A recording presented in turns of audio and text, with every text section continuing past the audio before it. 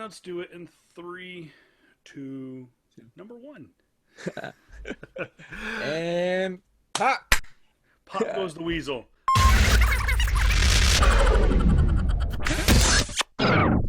All right. How's Episode everyone? What's it? Episode 17. We're almost legal. Go ahead, JR. Hey, what is up, everyone? How's y'all Sundays? For us, how y'all doing today? Man, I feel great this weekend, dude. How you feeling, man? I am. Well, let's put it this way. This is my second acai energy drink of the day. So, and anyone who knows me knows I'm a naturally energetic person, but I am physically exhausted.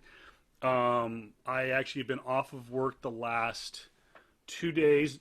Recording this on a Sunday. I didn't work Saturday. I was off Thursday and Friday. But I was playing in a golf tournament with my father the last couple days, and I was out watching my brother play today. He didn't win, we didn't win, but it was a lot of fun. A lot of money raised to the Boys and Girls Club, so that's the important part.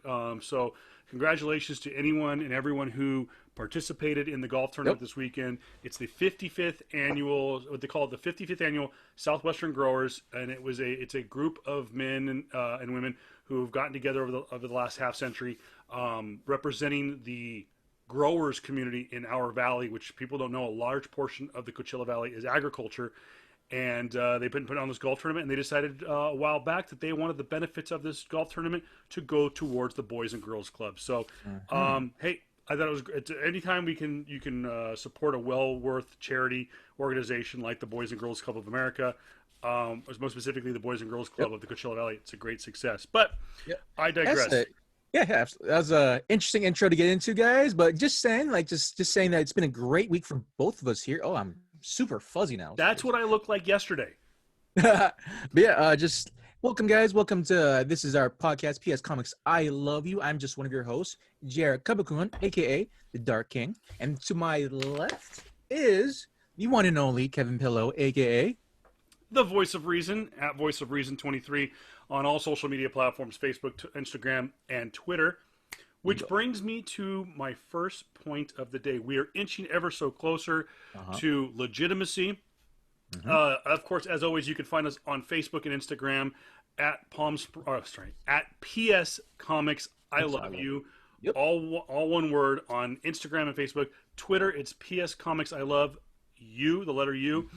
And you can find us by searching us on almost all major podcast platforms, including Anchor.fm, Spotify, Apple Podcasts, Google Podcasts, iHeartRadio, the iHeartRadio app, and not ready to announce it, but there's a possibility of yet another massive,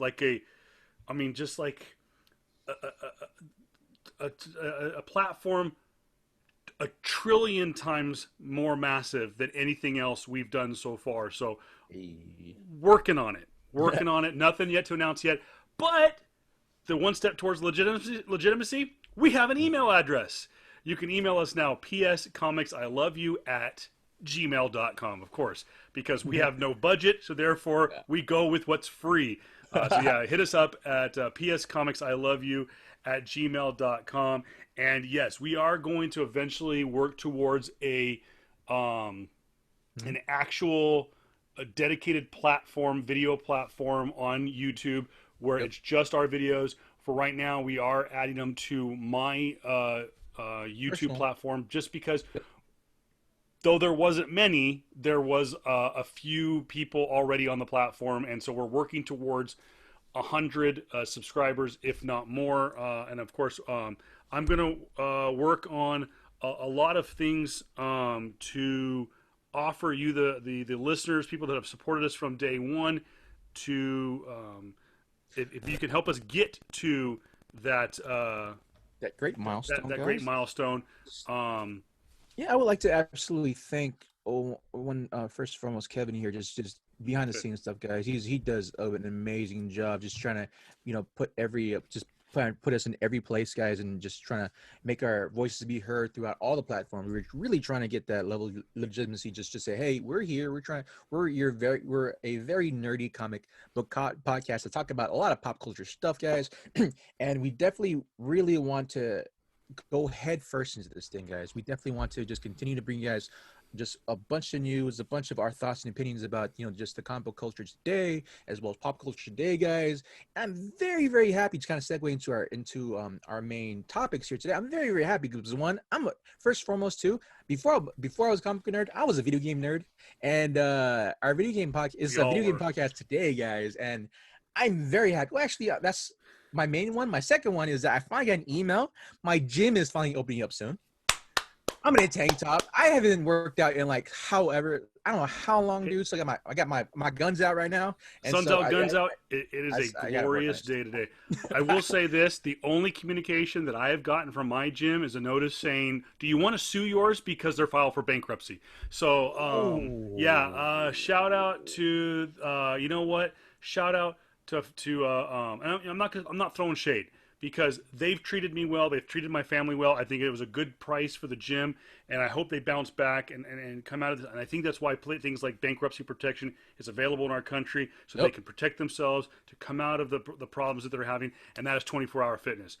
Mm. I know it's a big corporation. I know some people go like, they got millions of dollars in the bank. They can hold out during COVID. When you rely on a subscription structure of Mm-hmm. people coming to you to use your equipment and you're being told that you can't do that, I don't care how much money you have in the bank. Those things in the mail called bills, they keep coming just because the Yeah, checks ain't coming in. yeah. So, Yeah, and also I don't know specifically. I know even this is a huge tangent, even though it's a yeah, tangent sorry. now. This is our thing anyway. We This is chase on brand rabbits, for dude. us. This is on brand for us. But like, I don't know about your gym, but I know for my gym particularly, it's a franchise, and so even though my gym is World Gym, right, in Palm Desert, and even though World Gym is pretty well known around the country, mine specifically is a franchise. So that means is that a single owner owns it, or at this Yeah, point maybe two owners, right? And so they put in their own money, they put in their own things. The only thing they have is the name and the legitimacy of being a well yeah, known gym. But absolutely, like, these guys have been out of work basically for the last 3-4 months. They reopened once, that had closed down because of more strict guidelines due to California, and then it's been about 3 months since then. And I give credit to a lot of them because one, they still kept a good portion of their cast, of their employees there. And I I just miss the gym. I honestly just miss the gym, and I can't. I do. I do too. I I've just been going there for like 9-10 years, man. I Yeah, miss and it. I started up. That was my big goal about 2-3 years ago. Was I wanted Mm. to, I didn't want to be that stereotype. I didn't want to be that fat, nerdy guy who reads comic books and plays Dungeons and Dragons in his basement, eating Funyuns, listening to Led Zeppelin, and drinking Mountain Dew. How dare you? One, I because feel attacked. I don't have I don't have a basement. I did Uh, have a man cave. I gave it up. mm, My kids have it for their playroom. It's going to quickly become the new PS Comics I Love You studio. But anyways, no, I do. I miss my gym too. I miss doing things like yoga mm, and weight training and cardio and all that stuff. I really enjoyed it. And let's again, heroes wear masks. Get out if you're gonna. If you have to go out, wear a damn mask. I know mm-hmm. I was wearing a mask almost all weekend long, and the people that I was hanging out with, they're the type of people that I know for the last 6 months have been going to work, going home, and maybe playing golf, and that's about it. And they're not out there socializing in mass quantities. We wore the mask when we were in close proximity. When I was playing golf with my dad, so I trust him. He's not going anywhere. He's what's it called, immunocompromised. Mm. So we were just kind of hanging out by ourselves, and then when it was done, boom, we were done. But nonetheless, a little bit of a video game slash health tie-in to the geek culture. I want to throw this in there, kind of in the quick notes. So this kind Uh, of goes in with. Throw it over to you with the big headline from this past week. yeah. But I want to throw this in there because there's a half. This is a half health, half kind of video game pop culture, and that is another thing that happened this past week. Not only was the Xbox announcement, the PlayStation announcement, another Nintendo Direct, big stuff coming from video games and whatnot. Which, by the way, it is Community Day, going after that shiny Porygon and Pokemon Go. But the big announcement was from Apple Computers, or just Apple Incorporated, and that was they had their big, huge announcement this past week about the new iPad and the Apple Watch. Big thing towards health and stuff like that. I like what they're doing with the health side of things. But where this ties in with fitness and video games is they announced a universal subscriptions platform, which includes their brand new Apple Fitness Plus, which is kind of like a for those of you who are familiar with 24-hour fitness, they have what's called 24-hour to go, which is a lot of in-home video, kind of do-it-yourself videos. But then there you have things like Peloton that have different video on demand kind of platforms and stuff like that. Well, what Apple Fitness Plus is kind of a combination of both. It's at-home fitness subscription videos coming out for about $10 a month. They're gonna hopefully have it out by the end of the year. At the same time, they announced a bundle package, and this is where it ties into video games. Is Apple, who has desperately been trying to push their Apple TV hardware, the little hockey puck looking thing that's kind of like a Roku. They've been trying to get into a quote console gaming, but not without going to like at the level of an Xbox or a PlayStation 5, and that is bringing the app games that we're used to playing on our phones and iPads to a more console level immersion. And that is bringing it to the Apple TV. And with that, they created Apple Arcade about a year ago. It never really caught on. So what they've now done is they've thrown that into a bundle package with things like their fitness, iCloud, storage, yada, yada, yada, for about $30 a month. So you're basically, hey, most Apple users, if you're using this, you're going to get, for a couple bucks more, you're going to get this, and this. So Yeah. I hope that this push people go like, oh, okay, for a couple bucks, I'll do Apple Arcade and play my, what is it called? Cut the Rope or Happy Birds or whatever it's called. And maybe it will push them. And maybe, because we are seeing, there were some games that they have unveiled, Jared, on the keynote this past week that are taking a step forward towards legitimate platform, legitimate console level games. There was a very Gears of War style game that they announced for the iPad.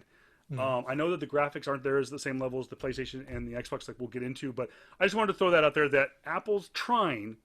They're not going to be where Sony and Microsoft are, but they're trying. Yeah. So Yeah, absolutely. I always knew that Apple had their own market for something totally different. Like they have their own market and everything. They're not trying to, especially even with their Apple TV, they're not trying to be the new CBS. They're not trying to be, HBO. But they have been making HBO type shows. Oh yeah. But it's different type of medium for them, and so absolutely, like the one thing that they're not trying to be PlayStation or Microsoft, because they can make way more than them by just doing these app games. It's been historically known, and like it's hit and miss absolutely with all these app games, man. But if the one app game hits, it hits. And the one game that they probably won't have on their new platform, that would be Fortnite. Just putting that out there. Yeah. They done pissed Epic off, and Epic done pissed them off. Yeah, guys. Well, so other quick news. I have one good news and one very tragic and heartfelt news. But yeah, for those who are definitely in the know or who don't know, they finally casted She-Hulk for the new Disney Plus. This was surprising. Yeah, I was surprised too. Tatiana Mels, I can't. I'm a butcher name. I apologize. Maslany. Yeah, she's Canadian. Sounds actress. cool. Yeah, she's gonna be Jennifer. She's gonna be She-Hulk, and she was the original Orphan Black star. She was in a couple other things as well, but the one she was mainly known for was Orphan Black. Orphan Black, yeah, that's what I was called. Okay. Yeah, man, and so that's pretty cool. I'm like, hey, they got Jen, they got She-Hulk. Now, what my main question is that are they gonna feature the more, I guess, classical She-Hulk, like your 80s, 70s, even or even like early 2000s, right? Early 2000s to 2010s She-Hulk, or are they gonna introduce more the She-Hulk pre or post Civil War II? Because post Civil War II, she became more of like Hulk. She. It sounds like from when Kevin Feige announced it back at D23, which I think was about August of last year, was he very much made it be known. His comment was everyone's favorite lawyer Hulk. Mm, So I think that there is very much he wants to play the legitimacy of Jennifer Walters, have her an opportunity to stand on her own as a mm, character, as a very successful lawyer, mm. and the Hulk. I just don't know if it's going to be Jennifer Walters, the lawyer, and then Hulk smash, or do they do that kind of Professor Hulk esque? Because we do know that in the comic books, Yeah. She Hulk is always kind of She Hulk, even in the Yeah. courtroom. Yeah. Well, that's the thing I was talking about. Because like well, also which level of She-Hulk too? Because if for those who don't know, the ones that the people that the She-Hulk that people usually remember, right? Even those that for those specifically that don't really peruse too heavily into comics, is that she was Deadpool before Deadpool. She broke the fourth wall That's constantly. I didn't know that until just recently Mm-hmm. when they were getting closer and closer. By the way, I do have to send a shout out that I think this was a very methodically Mm-hmm. planned out casting, because they had another name that they easily could have just pulled the trigger and had a astronomically huge name attached to Jennifer Walters, and that was Allison Brie. I mean, we were talking close to having Allison Brie as Jennifer Walters. She wanted it bad, and I could definitely see Allison her yeah, dead, but it's just that her deadpan. I'm not gonna. I love her deadpan humor, but it's I almost too good for the yeah, role. that's what I'm saying. And but I don't know if she. I'm not calling her acting chops into question. Just more so like, will we see She-Hulk or will we see Allison Brie trying to be She-Hulk? And I think I that's mean, probably where they're like, you're a phenomenal actress. You're a yeah, huge name. I mean, you're an A-list name. I don't care what anybody says. She's an yeah. A-list name. By the way, if anybody hasn't seen Glow, go watch that show. I will throw myself on the bus. I didn't completely finish the show, and I'm a Mm-hmm. huge wrestling fan. The Yeah, show is phenomenal. There has been TV shows and movies that have never really done the wrestling business justice. yeah. Glow is damn close to it, and a lot Mm-hmm. of credit goes to guys like Mark Maron and Chavo Guerrero Jr., who were on set producers for the show. But again, I don't know, we chase rabbits, but Allison Brie's a good actress. I Yeah. actually like this. When I saw Tatiana's resume and just her look and kind of her style, yeah, I think it fits good. And I think what JR was talking about, yeah, the post Civil War II is when they had the Patrick. trial of Maria Hill, which Yeah. was part of the Secret Empire when uh, well, no, because Maria Hill, that was yeah, kind of pre-Secret Empire, was because she was in charge of Shield during Pleasant. Was it Pleasant Hill? Yeah, yeah. No, no, Yeah, it's not that. I'm talking about the when it was during Civil War. It was during Civil War too, and Thanos came about, right? And Thanos killed Rhodey. And yeah, that's spoiler alert, right. That's Thanos killed Rhodey, and then he basically mentally damaged she mentally damaged oh, that's right, Jennifer Walters. because they Yeah, and then were involved, weren't they? yeah, yeah, they were involved, and so because they were a part there was an Avengers tie-in, right, that would go into Civil War too, because during it's gonna be one of those holes again. No, go for it. The Inhumans character, right? He predicted that Thanos was gonna come to Earth. He did, but they were ready for him, except that he killed Rhodey and he just incapacitated Jennifer. And when Jennifer came to, she wasn't the Jennifer that most people knew. She was severely mentally damaged, and she Yeah, that's she right. was she was scarred, and she was emotionally she had huge PTSD, and she became more of her cousin Bruce Banner in that sense. So we're like when she turns the Hulk, she can't control her rage anymore. That's So right. she was more so Hulk.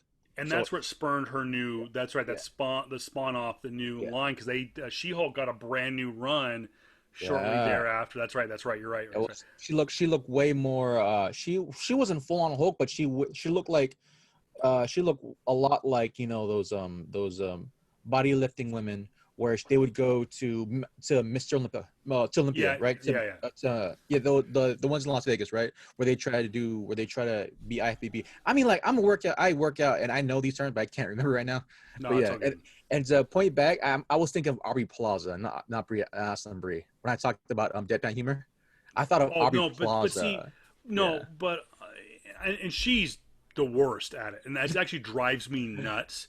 I want to like her, Aubrey Plaza. but yeah, but she Oh my drives me gosh, nuts with that because like love what it. really like I find humor because it's kind of like she calls out some of these guys, but at Oh, the same time absolutely. it's just like, oh god, okay, okay, It's going on. you Yeah. killed the joke. Is like her interaction with people like Conan O'Brien, with Hmm. Dak, even with as far back as David Letterman when he was still around, she pushed their buttons and to the point where like, are we gonna Yeah. get an interview out of you?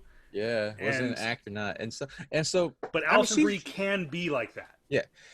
And for Aubrey Plaza, like she's done. She's still the same in a sense, but like she's way more, Yeah. I guess comfortable. I guess I don't know if that was actually her having social anxiety or whatever, but yeah, it's her being a comedian. But yeah, I'm glad that they finally cast Tatiana, and I do know that supposedly that what's his name that plays Mark the Ruffalo.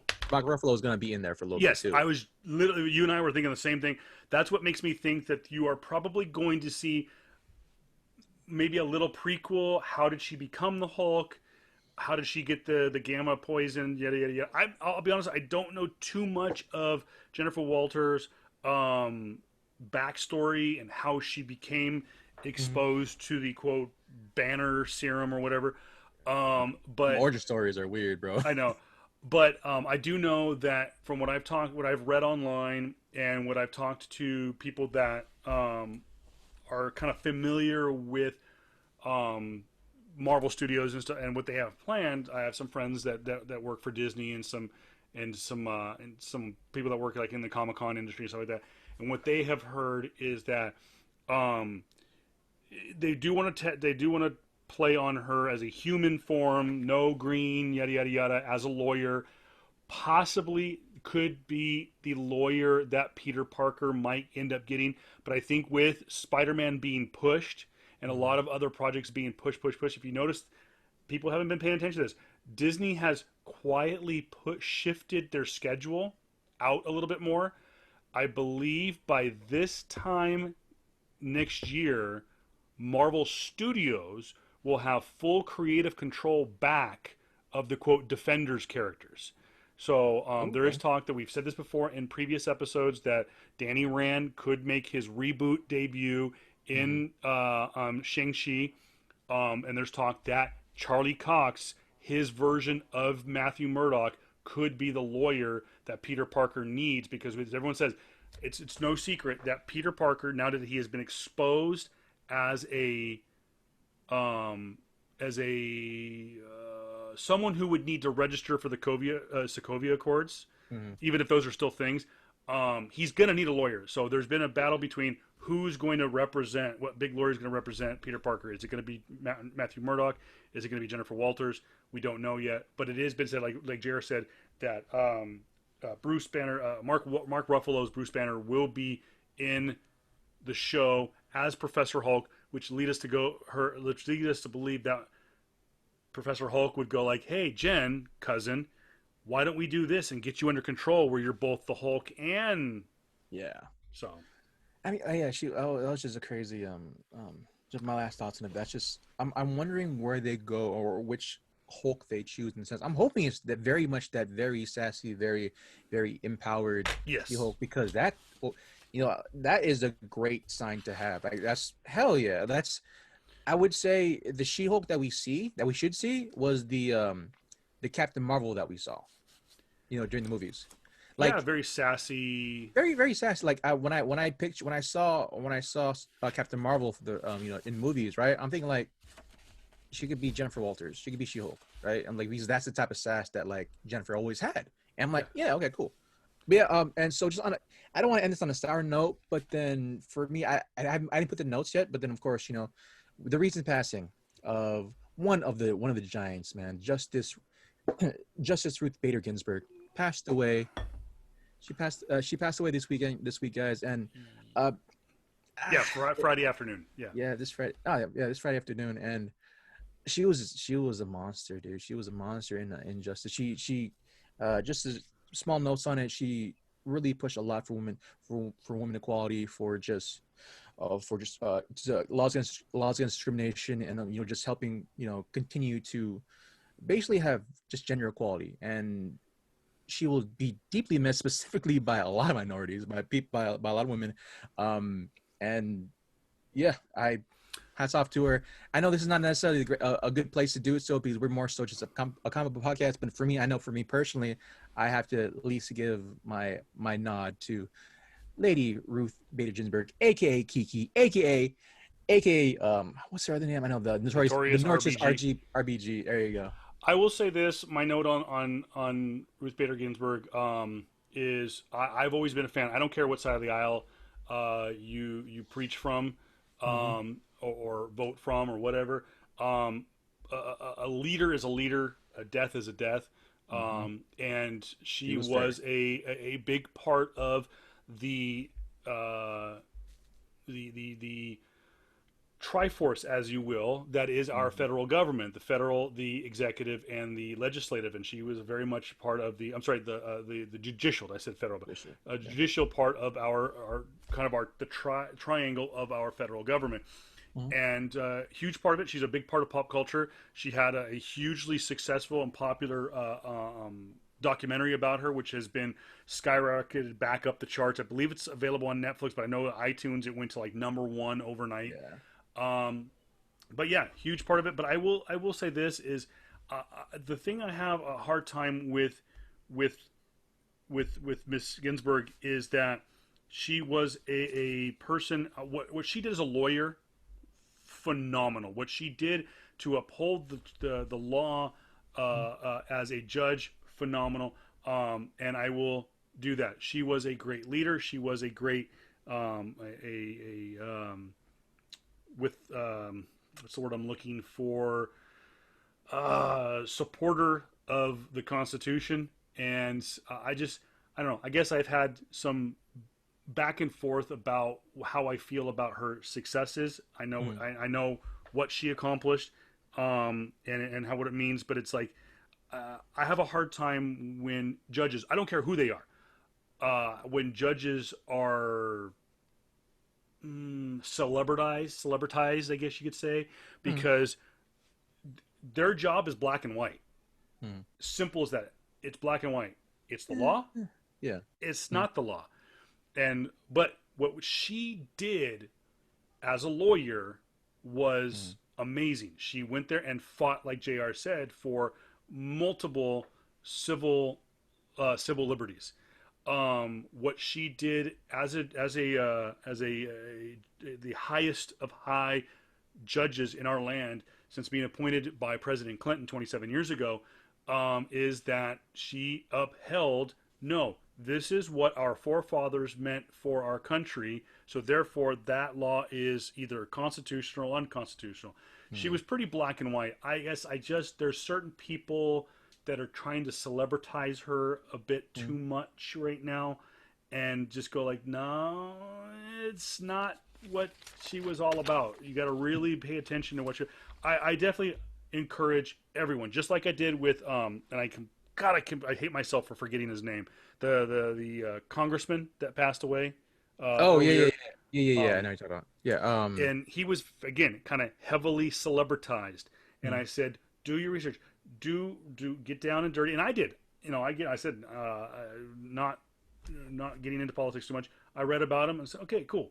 I did my research of it. I didn't just go like blanket like or dislike the guy. I actually did my research on it, and maybe there's some things I agreed, some things I didn't agree with. Same thing with Ruth Bader Ginsburg. I'm like, I think you missed the boat on that. But there's a lot of things that she did. My wife and I had a great conversation about her last night. Mm. And again, I with Jr. sorely missed, and I think that there's a lot of things.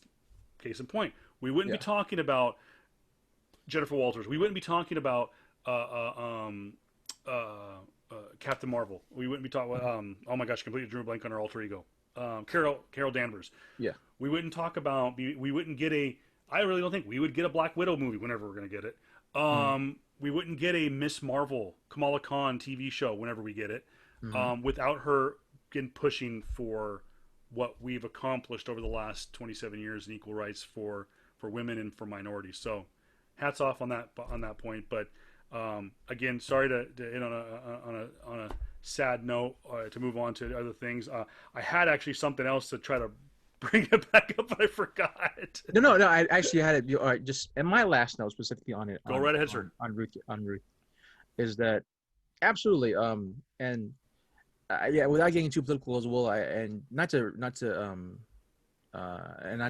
downplay what you said, but more so it's like for judges today specifically, I don't think it can be black and white anymore. I think there is a lot of more gray line now, and she was definitely the that justice where that really looked in the black on in the gray line because I feel the thing that we're missing nowadays in today's society is that of like we have to look at both sides and we have to look at the middle and like we have to figure out why we act the way we act. And she was definitely a proponent in that, where she really did, where she she was there during a time where people still thought that women should still be indoors and not really working jobs, and she pushed for no, you can have kids and work too for women. She was one of the very ones that pushed that, and she was very the first one to very surely make statements say no, this is going to be in here online because you can be a woman and you can have kids and you have a job, full-time job as well.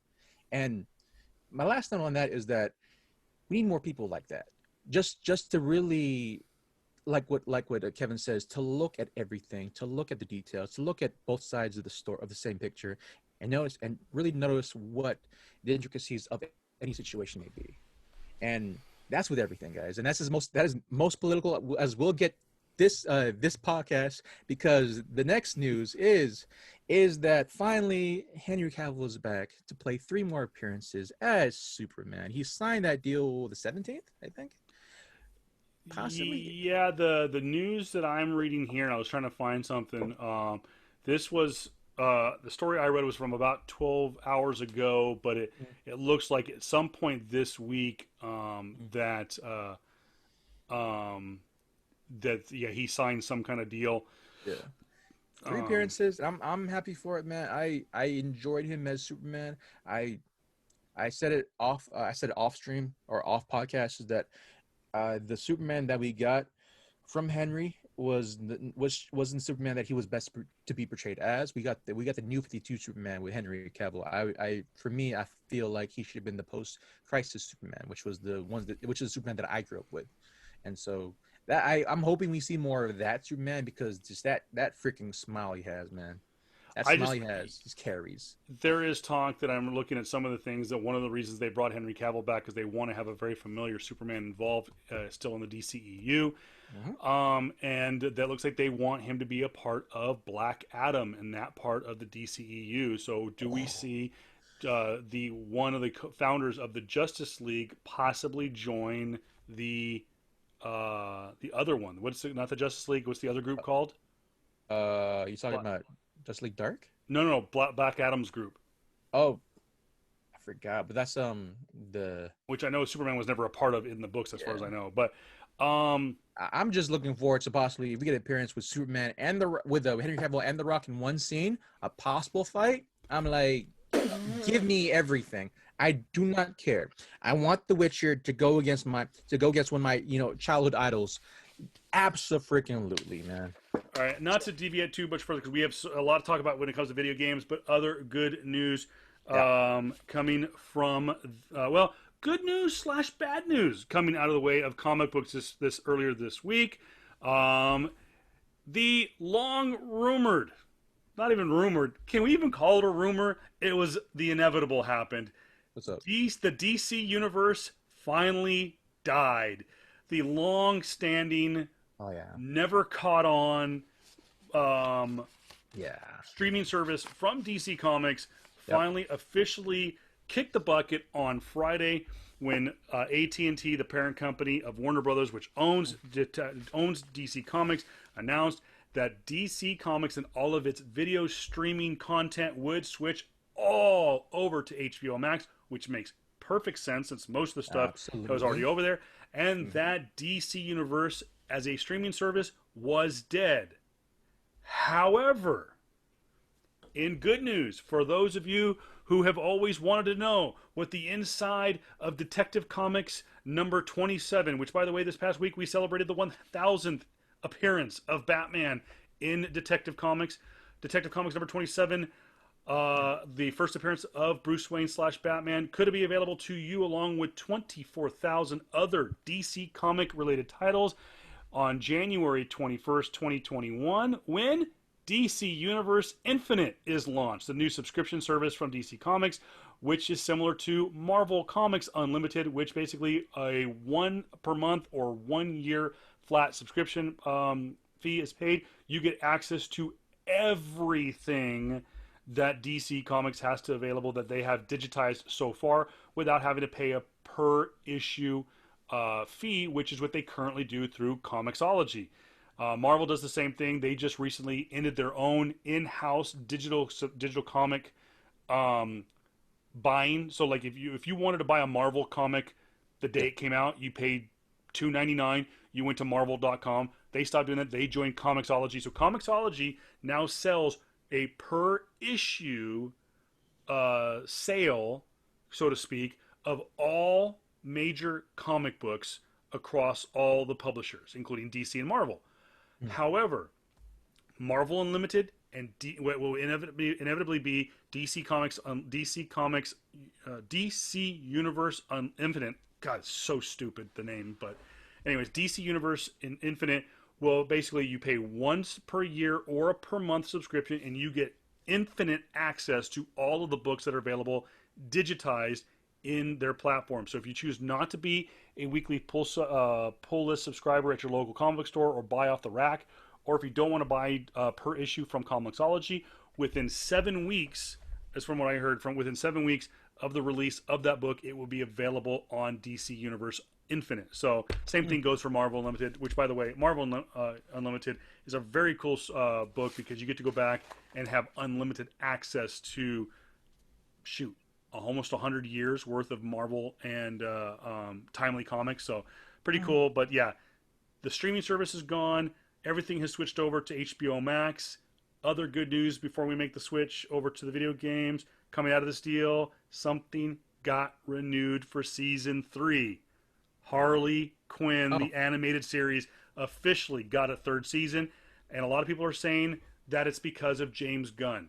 James Gunn, who is the director of Suicide Squad, went on a social media rant the last couple of weeks, actually since his Suicide Squad trailer was released during DC Fandom back in the summertime. He's been saying, pounding the pavement for HBO Max, saying, number 1, take Harley Quinn, put it on HBO Max. Number 2, please renew it for a season 3. And it did.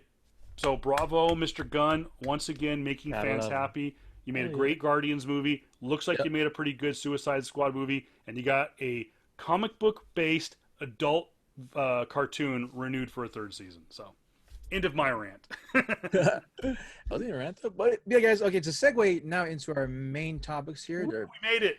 Yeah, no, there was actually 2 events that happened the past week or so. The first one we'll go with this, technically the second one that happened throughout the week, right? But then, so as you guys have known, I'm actually more so of a Sony fan here. I'm not a huge fanboy as I was in my teen years, but I'm still close to heart, Sony. I grew up with Sony PlayStation controller in my hand. So, but before that, Nintendo Direct actually happened, and that it was actually more so like I guess you could say a smaller snippet version of it, and the showcase actually happened September 17th.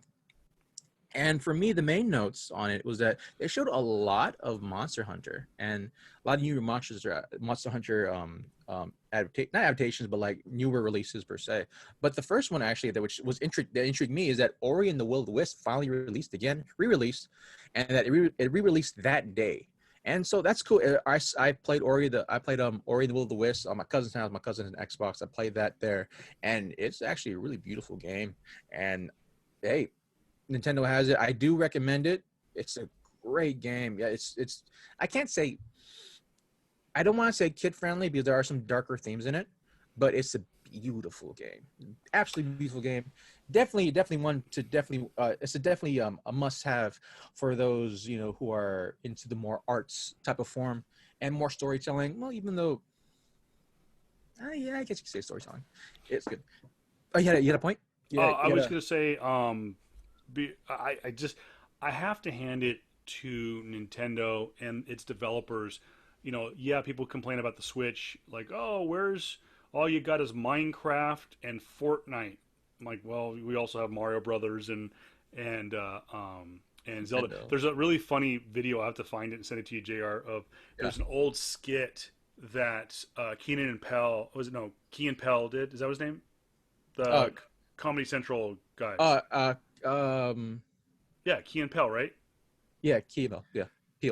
And they did a spoof. One of them played Barack Obama, and he was going around and he was hugging it out with some people. And then when he got to, let's call it what it I is, seen it. I seen it. non-black, he was like, "Hi, well, nice to meet you." Well, Yeah. someone took that and I seen it. put over Barack's the Barack impersonator, put Yeah. Nintendo, and it was like hugging it out with like Zelda, Mario Odyssey, da da da, and then it Yeah. would say like Ori and Will, nice to meet you. Yeah. Monster Hunter Rise. Oh, yeah, great. But then it was like, oh, yeah, Fortnite. Oh, what's up? Oh, and it was just like, it was Yeah. basically saying Nintendo knows where their head rests at night. They know that their Yeah. money is with I mean, Nintendo like, properties. yeah. I mean, you can't. I know what I'm getting when I buy Yeah, a Nintendo console, right? Like, it's got. I buy it for Mario. I buy it for Zelda. I buy it for hopefully Metroid when it comes out. I buy it for Super Smash Bros. I buy it for for at the time Monster Hunter. Even though Monster Hunter yeah. before it came on PS3, no PS2, they've been mainly now on the Wii and they're mainly on they're finally going to be on the we call it this the current console. I'm forgetting names now. Oh my gosh, but yeah, Yeah, I but can't yeah, think of it. you have it, So but many different names. The Switch. the Switch. But yeah, and I'm glad that Monster Hunter finally came to PS4 when they did with Monster Hunter World. Uh, and I'm glad to see Monster Hunter Rise. I'm glad to see Monster Hunter Stories 2, Wings of Ruin. I haven't been playing a lot of Monster Hunter recently because let's get it straight. Playing Monster Hunter, what you're getting into. They're definite grinds. They're like MMORPGs but you can play by yourself, but you really shouldn't because the higher levels, it's this crazy economy in the world. But I'm glad those are out, man. I definitely buy Nintendo for for Mario content. yeah, for Mario Party, for Mario Kart, for all those properties, right? You're not gonna buy a Switch to play Fortnite. You're not gonna buy a Which Switch. I mean, though it's no, good to have, but at the same time, your intention. When you buy a Nintendo product, right, an item, you buy it for Pokemon. You buy it for these products. the long-standing Nintendo-based Hmm. games. Nintendo, from the NES to the SNES to the 64 to the Wii to the Wii U, which people try to forget, all things in between. They weren't known for first-person shooters. They were geared Yep. towards kids, so they didn't Yep. have that material. So I will say though, with gigantic steps forward with the graphics of Breath of the Wild and the Zelda games, they have taken a gigantic step forward in graphics Oh yeah. and that open world kind of third person, at least approach to games. Yeah, I think Fortnite has been successful on it for two reasons. Number one, it's free. Number Yeah. two, if you It's don't want Fortnite. to play it on your phone and but you want to be handheld, you're going to play it on the Switch. But yeah, Yeah. people want to have the Xbox or PlayStation controller because that's what they're Yeah. used to playing Halo, playing Call of Duty. They want to play a first person shooter. They want to have a first person shooter style of controller. Hmm. However, talking about nostalgia and Nintendo, it was announced that they were going to start rolling out emulated versions of the Nintendo 64 mainstays, including the Super Mario 3D All-Stars, Super Mario 64, Super Mario Sunshine, and Super Mario Galaxy have all been released for the Yep. Nintendo Switch. You have to have a Nintendo Switch Online subscription and download it for $59.99 Mhm. for all 3 games. So that's not bad. A Yep. $60, probably about a I mean, based on digital content for new games, you're looking at probably a close to $180 value you're getting for $60. I mean, if you So have, if your list consists of Mario 64, you already won. yeah, Mario 64 is one of the greatest games of all time, and bar I none. think that this is only it's only a matter of time before Nintendo officially pushes out a full Nintendo 64 emulator for Switch Online. They have done it already for the NES and the SNES, where they have the classic Super Nintendo and Nintendo games available on the Mhm. Switch as long as you have a subscription service. The app is free. It's officially licensed from Nintendo, but it's an emulator for old NES and SNES games, and I think a 64 Yeah, version is bound to hit. But yeah. Which I'm actually surprised of because this is my last it'll be my last talking point on that is that before it's funny because the emulators before when context of Nintendo have always butted heads because yeah, like I have family members that have taken their 3DSs and homebrewed it and made their own emulators to play Mario 64 on their 3DS and stuff like that before. And of course, you do that. It's illegal. You can't do it. But it they happens do it now, and anyways. so they do it anyways. So, but it's and even with during last generation with the Wii U and the Wii, where people have homebrewed Homebrew, those I love consoles, that.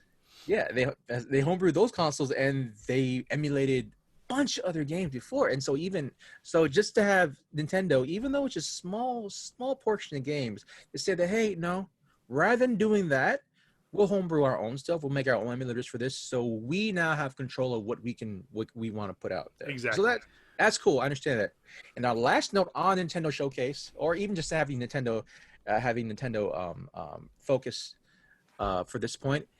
We'll end off on a sour note for me specifically. That I just heard the terrible news that the prequel to Breath of the Wild Oh, because is I have some more bad news to add. I just remembered to the Nintendo section. man, from okay. So from what Kevin told me I'll is find that it. Breath of the Wild is gonna be the prequel for it. That's gonna happen. 1,000 years, 100 years 100 years during, prior. during the calamity when Link's asleep and all that stuff. Link's been asleep for 1,000 years. I think. Yeah, I think so. Something similar to that. I always forget where it is because it's been a while since I started the game. I Yeah, thought that he's been Link had asleep only been asleep for 100 years, for and 100. it was he went to bed Yeah, like yeah, right yeah. before the Right. calamity or something Yeah, like that's that. right. That's right. Okay, so anyways, the prequel is supposed to take place when what happens when the actual calamity happens. So from what I'm told, it's being developed not in house. It's not being developed by Nintendo. It's being developed by Toei Tecmo. For the guys who made the Dynasty Warriors franchise, and I played many of those Dynasty Warrior games before in my youth, and they're full-on mindless beat 'em ups. Mindless beat 'em ups. You go to an area filled with thousands of enemies, and you just attack them, clear them out, and you're done. Nothing. There's no deviation from what we got with Breath of the Wild at all. It is most likely going to be a full-on Toei Tecmo. It's going to be full-on Dynasty Warriors game, and if you've seen Dynasty Warriors, if you've seen one Dynasty Warriors, you've seen all of them. Period. And so, yeah, I I will lied to link the video from the Nintendo Direct on our Facebook page later this week. That you guys can make your opinion on that. But yeah, it's to be kind of tell the story of what happened pre Breath of the Wild. This is not the Breath of the Wild sequel that they've been talking about. That is still happening. It has been pushed to 2021 because Nintendo did not want to get lost in the shuffle of the Xbox PlayStation war that's going to Mhm. happen this holiday season. But this prequel sounds like it still will make its debut sometime this holiday season. The sequel will come out next year. And the last bit of bad news in the Nintendo world is we can ring the we can kind of toe the bell for the final time. The Nintendo DS has been discontinued. It is officially dead, and that the standalone handheld Nintendo operating systems that date back to the original Game Boy in the 1980s is now dead. The Nintendo DS, I believe, came out in the early 2000s with a new refreshed version. I think like in 2000. 3DS. Yeah, 3DS came out like in like the 2011 2012 time frame. Yeah. Those games are officially discontinued, which means probably no software updates. Most of the games are still being supported. I went back and I actually bought a 3DS off a friend of mine about You got lucky. about 8 months ago, just pre-COVID, because I really wanted to play the old Pokemon games. And I've had a lot of fun. I played Pokemon Ruby and Omega Ruby and Alpha Sapphire, no, whatever it was, Sapphire and Ruby. Had a lot of fun playing those. And it sounds like, I mean, you can still play them, but you're not going to get the firmware updates for the actual system itself. So that's kind of a downside. And I don't know if they're... You know what that means? Well, okay, so... a lot of people will probably start hacking them. Yeah, they've been hacking them. Oh, I'm so, sure they have, but you're actually going to be able to get away with it now. Yeah, now you are. It's crazy because my cousin, before he was one of those guys that bought a lot of 3DSs, right? A lot of the like the limited edition ones and just the regular 3DSs, and he would homebrew it and he would sell it, right, for a decent price.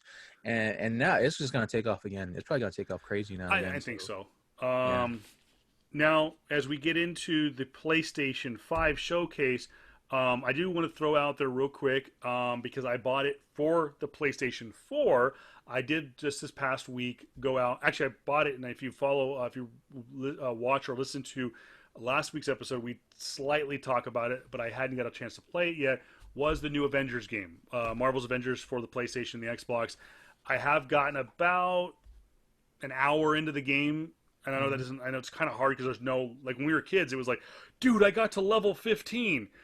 I can't tell you what level I'm at. I think, and I don't want to spoil the story for anyone who hasn't played it yet, but I'm about an hour into the game. It's fun. The graphics are amazing. They live up to the cinematic trailers that we saw. Do not go in expecting to see Chris Evans, Mark Ruffalo, Robert Downey Jr., Scarlett Johansson, and Chris Hemsworth. But they did do a great job at showcasing a different look to the Avengers. It's a different Captain America. Hulk's Hulk. He's still green. He's got hair. It is kind of weird. My son did not like that Hulk has a beard. It's definitely a more 90s, early 2000 taste of Black Widow.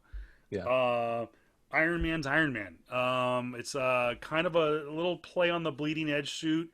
Thor, very much old, long-haired.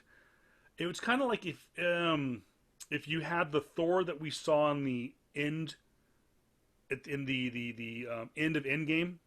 Oh yeah. But not fat. He had the kind of crazy long hair, but not fat. He's not Bro Thor. So, like it. Story is good. It would make a good movie, but not a lot of action for you to play.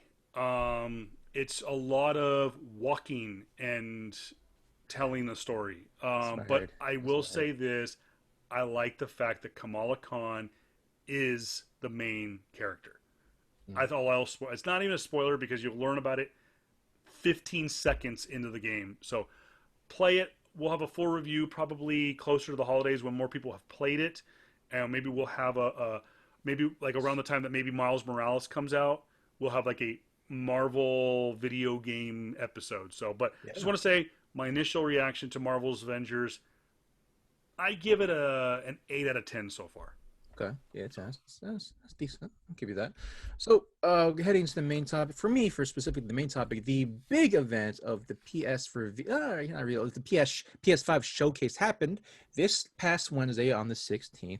I want to say, let me just try to get outside this thing real quick. On the 16th, and they just came through. They came through the door blasting for me specifically. Do you watch any of the showcase, or do you watch any I of the trailers? I didn't. I meant to. It's just been such a crazy week. I've gotten the bullet points. Yeah. I will say it because I don't want to get too far ahead of myself. There was a couple of games, and a couple of news and notes. And I'm trying to look it up while you're talking. Yeah. That Oh I yeah. want to add to our notes, but Yeah. um, I'm gonna go through them, dude. And yeah, it's and I'll fire on when I hear it. But there was a couple of things I was like, whoa, didn't see that coming. Yeah, go ahead. yeah, but so a lot of the thing that Sony has been doing the last what 6 7 years now, maybe 5 years actually, no 7 years now, is that for every I guess presentation they make, right? And I love that they've been doing this. They've been showing nothing but games. That's it. Period. Right? There is when you usually go to a showcase, right? You have somebody up there up the stage just talking. This is what it's gonna do. This is what this is gonna do. You know, These are our presenters. These are talking heads. They just talk, right? No. For Sony now, the last half a decade now, they've been showing nothing but games, game trailer after this, game trailer, maybe a little bit of talking, and then game trailer. That's what they're continuing that method throughout this event. And so the first game they shown was Final Fantasy 16, an actual iteration. Now, the gameplay they did this show, right, said that it was a PC emulating PS5 graphics, which honestly to me tells me that they have yet there's this game is very early development, right? So because usually when you have PC development, right, out there, you do everything on PC anyway, right? You develop your games on PC, period. So that means they just got to build up and working, and they have yet to port it to PS5, or they have yet to prioritize it and put it in PS5 working order, right? It's gonna Yeah. work on PS5 regardless, right? It's most likely gonna look that or even better. It's just that right now a working build is only on PC, and I'm fine with that. But then, they show Final Fantasy 16. It looks very similar. To me, it looked like very similar to Final Fantasy 15, like type of attack style, as well as a combination of Devil May Cry 5, which I freaking love. Devil May Cry is like, to me, is the action beat 'em up game of the generation for me. And so, you got those two type of play styles added on together in a Final Fantasy. I'm all for it. I love it. That was a big hit off the gate, dude. At the gate. The second trailer they showed was Miles Morales, Spider-Man Miles Morales, and they didn't show just a trailer, dude. They showed gameplay. And They showed full gameplay. I have breaking news, probably not for all y'all, but for JR. I have gotten this from two reliable sources. Mm-hmm. One is direct.playstation.com, so right from PlayStation's website. Yeah. This at launch, which by the way, launch date November 12th, 2020. Mm-hmm. Miles Morales will not just be on the PlayStation 5. It will be available on the PlayStation 4. Hmm. It will be available. Here is the beautiful part. It is $49.99. It is $50, which on market is about $20 cheaper than what most of the next generation games are going to cost you. Mm-hmm. The PlayStation 4 version of Miles Morales Spider-Man will have an upgrade for the PlayStation 5 version. So you're basically getting, from what I read, 2 games for the price of 1. Yep. Which means but correct me if I'm wrong, and maybe this is in your notes, JR, and maybe you can tell us a little bit about Miles Morales. Do you need Spider-Man to play Miles Morales? I'm hoping this is not the case, or because because it's not more so this developer, but there has been developer Sucker Punch. They did it this generation where they made a game called Infamous Second Son, right? They made one game, right? The main game, and then they made a storyline game, right? That had a character in it, which is its own separate game, but it was like a Oh, come on. Don't do that. what? Oh, I was just saying stuff like that. Yeah, sorry. No, but like it was its own separate game, right? But it was like it wasn't enough to justify it being its own like full $50 package, right? It was like it was like its own like $20 game or so, right? And so it's probably in that type of sphere. But then if this is a $50 game, that means it's a huge game.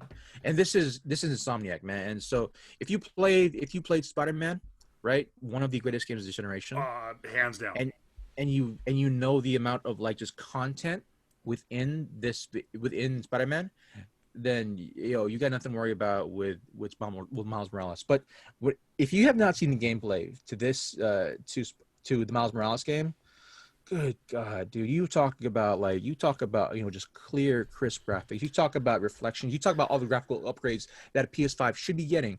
If you compare that game, just the beginning scene of them walking through the streets of Harlem, to any portion of Spider-Man, any portion of the Spider-Man game right now, like a huge difference in between. And so they showed gameplay. They showed him attack. They showed I forget. I think it's the Brooklyn Bridge that was getting attacked. Yeah. And they showed that gameplay. That looks freaking amazing. It's definitely you can't have a Spider-Man anything without a bridge scene. So I'm like that's just in that's on brand for me. So let me just real quick. Let me read this little quick snippet from Polygon.com. Spider-Man Miles Morales will swing over to PlayStation 4 to Insomniac Games, and Sony announced in a blog post on Wednesday. Previously, the game had only been confirmed for PS5. Miles Morales will run players $49.99 regardless of the platform. Players who purchase Miles Morales on PS4 can also upgrade to the PlayStation 5 version at a later date. While the game won't have the next-gen features on PS4 and PS4 Pro, Sony assures players it will still, quote, look beautiful. So, what JR is talking about was if you didn't see the initial Sony launch trailer earlier this summer where they showed to use an analogy, very Marvel Avengers-esque computer graphics for the PlayStation 5. Do not expect that. But at the same time, you and I are probably like the only two people that will go like, oh yeah, dude, that looks kind of fuzzy right there. Most people are going to go like, dude. I mean, like, the Spider-Man game is so clean. I can't tell people enough, and I said this last week and I said it the week before or whatever, go buy the Spider-Man game. It's cheap right now. I think you can get it for like $30-$40. I think 20 now, 25. Yeah, it might even be cheaper. Yeah. But I can't get over it. I mean, I'm telling you, for those on the fence if you want to buy Miles Morales Spider-Man for PS5, wait until the game comes out and look up the inevitable comparison reviews of the PS4 version Miles Morales and the PS5 version Miles Morales. Yeah. It's going to happen. They always do this, probably from IGN or probably from Eurogamer. And you will see the stark differences between how great the PS5 version is going to be compared to the PS4. Not to downplay the PS4 version. If you want that version, great. Do that. It's just more so you will see how much more you'll get per se visually with the PS5 version. And going on to that, the big surprise for me, the next game that was I did not see this coming. This is what I'm talking about. I did not see this coming, and this one has my attention.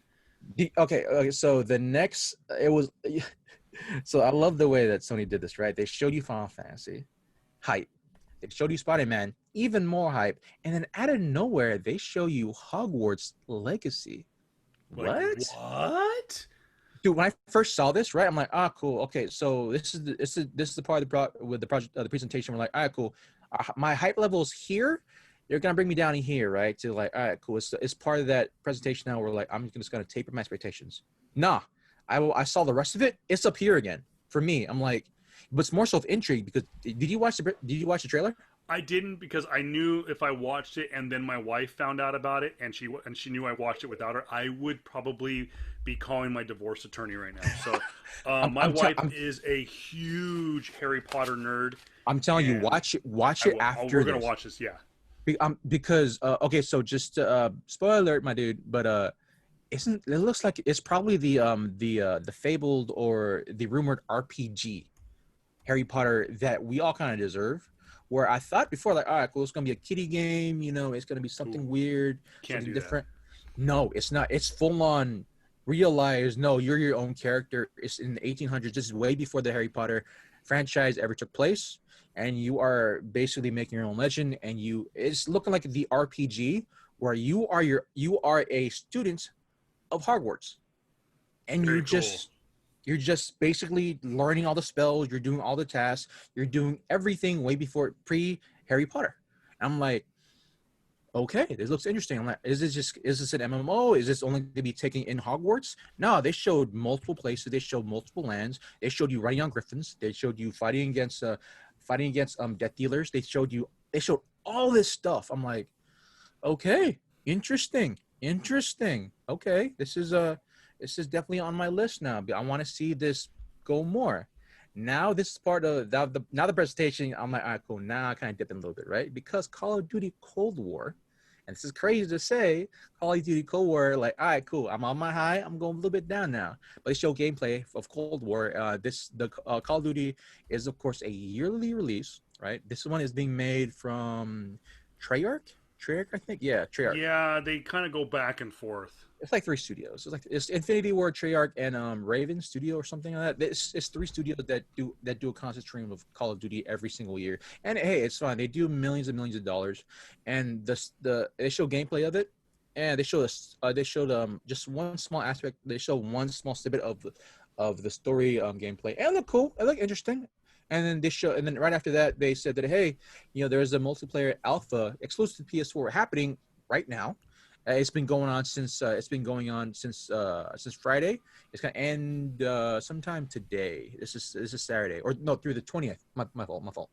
The 20th, and it's only exclusive today. Yeah, it's only exclusive to PS4 users. And so, hey, to me. I'm like, that's Sony throwing its money around again, and I'm like, hey, it's cool. It's probably gonna do great. It's gonna do well. What's up? You say something?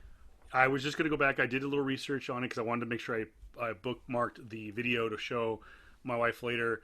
First sentence of the recently published article on Hogwarts Legacy on WarnerBrothersGames.com.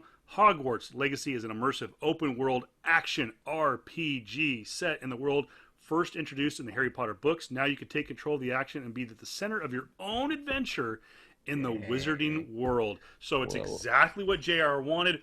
Bam! Experience Hogwarts in the 1800s. Your character is a student who holds the key to an ancient secret that threatens to tear the wizarding world apart. You have received a late acceptance to the Hogwarts School of Witchcraft and Wizardry, and soon discovered that you are no ordinary student. You possess the unusual ability to perceive and master ancient magic.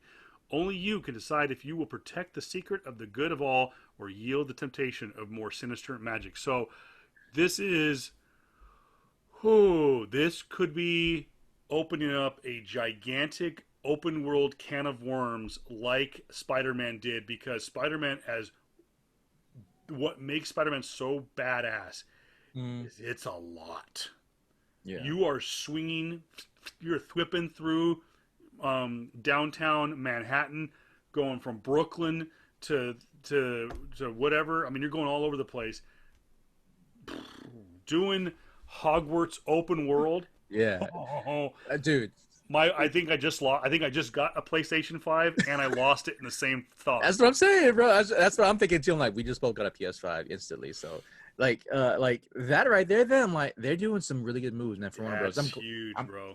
And Warner Bros has it. So, the studios. So they're in good hands. Warner Bros. Yeah. The Warner Bros. Video game studios, great track record. Well, decent track record, right? Better than most studios out there right now. And we did see JR just a couple of weeks ago when we did the Fandom episode. Yeah.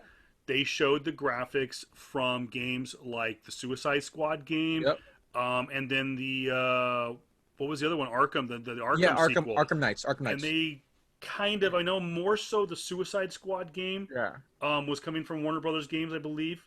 Yeah, I think that was from NetherRealms, I think. Maybe that's what it was, but yeah, both of them are connected to Warner Brothers Games, but I think one was being done specifically. But going back real quick back to Harry Potter, I think they're in good hands. Yeah, there's some good a RPG Harry Potter. That's the game that everybody's wanting for a very, very long time. I don't want to be Harry Potter. I want to be my own wizard. All Yeah, right, exactly. here you go. I'm Tell like, me real quick though. yeah, yeah. Tell me about this. I'm looking at this because I love. For those of you who don't know, Jr's notes. He leaves little comments next to his notes. All right, you had me, bro. It's the bottom of page one. Why are you like about Demon's Soul remake? Okay, okay. I'll I get to just see that one. Jr. like a little like anime girl going.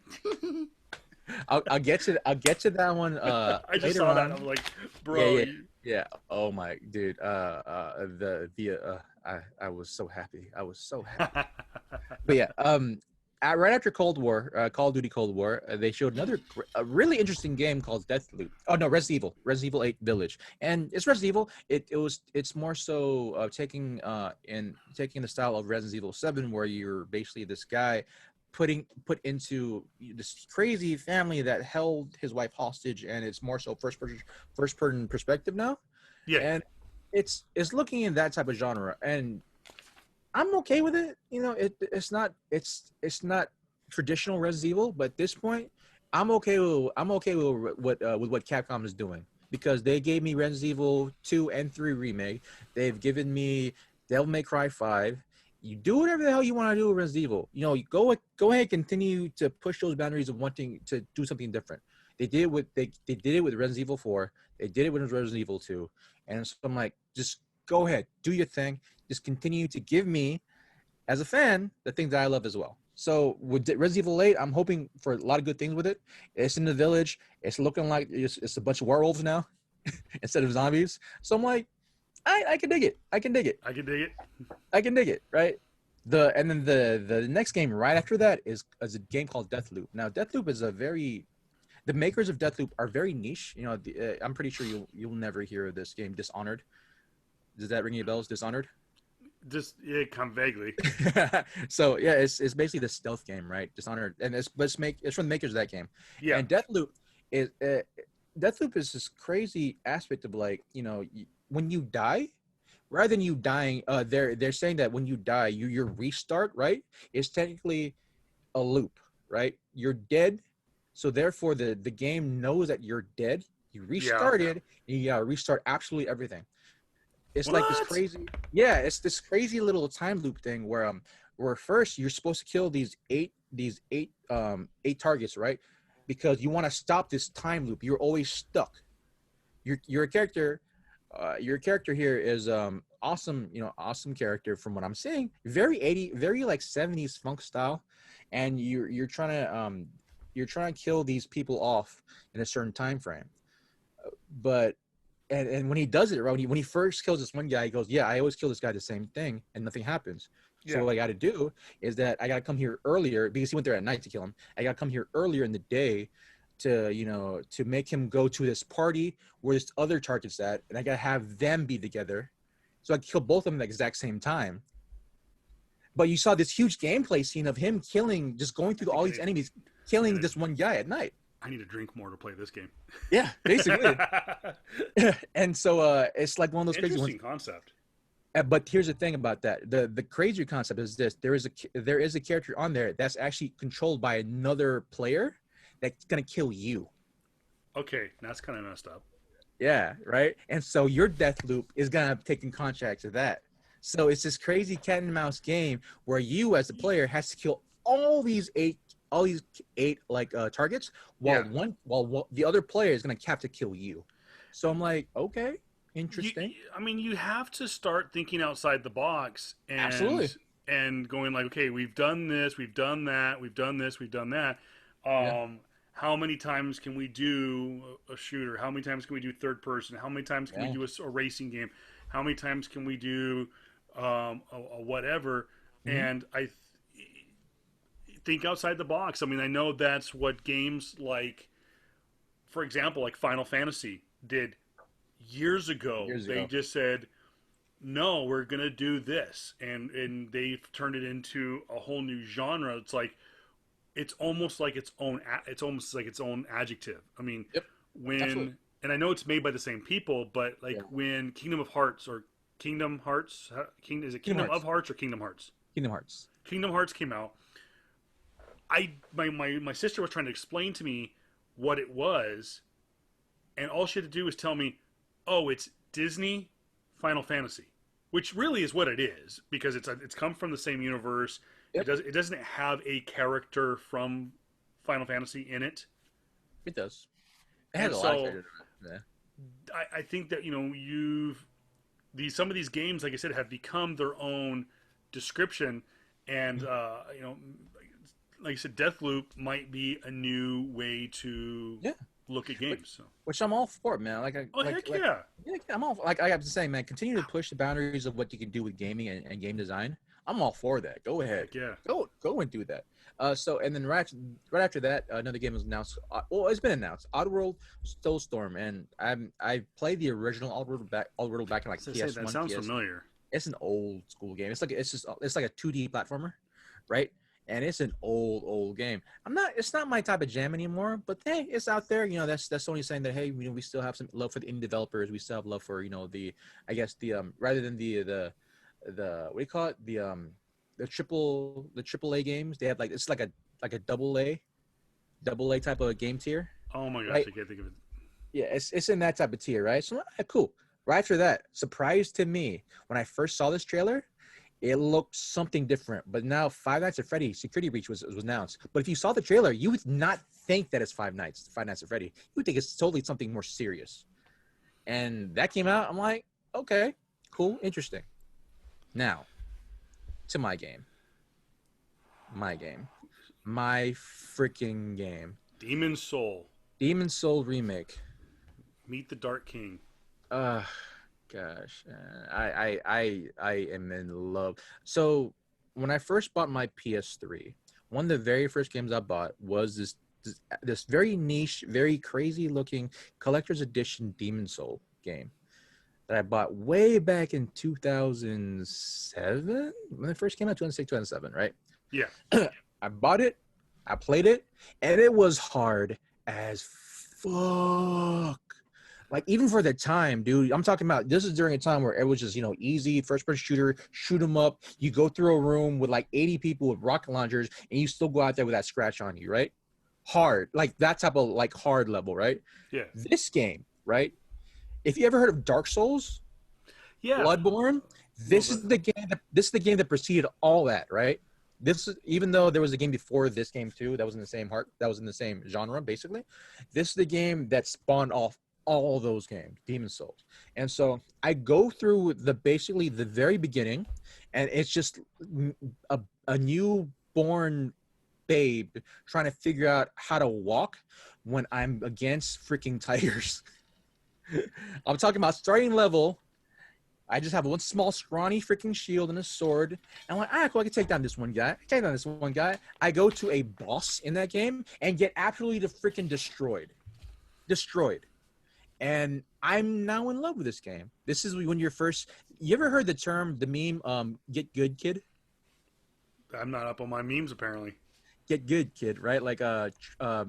When people say, oh, this game's too hard, whatever, right? And people just respond, get good, kid, right? Oh, this is it. This is where okay. it came from. This is where it freaking came from, bro. Like, get good. That's it. My brother used to be like, step up your game. Basically, right? That's basically it, dude.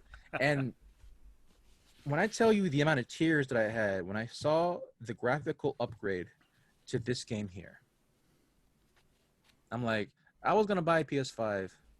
I'm gonna buy it specifically with this in mind now. And I'm telling you, bro, if you do me a favor, watch the original Demon Soul gameplay from PS3, and then watch the remake, and tell me the amount of freaking visual clarity and just upgrade you do not see here. You just see on display. It's amazing. I love it, and I'm here for it. I'm down for it. I'm even okay with the upgraded price of $10 to $70. I will pay full price for this freaking game over again because of just the amount of great gameplay moments I've had with just that one game. Yeah. Next game, Fortnite. It's Fortnite. Whatever. Bleh. Nah. Fortnite. I'm in my mind. I'm thinking dang. I wonder how much freaking I wonder how much Epic Studios paid paid Sony to put a Fortnite ad in their game, in their thing. I'm like, how much? I wonder how much they paid him, right?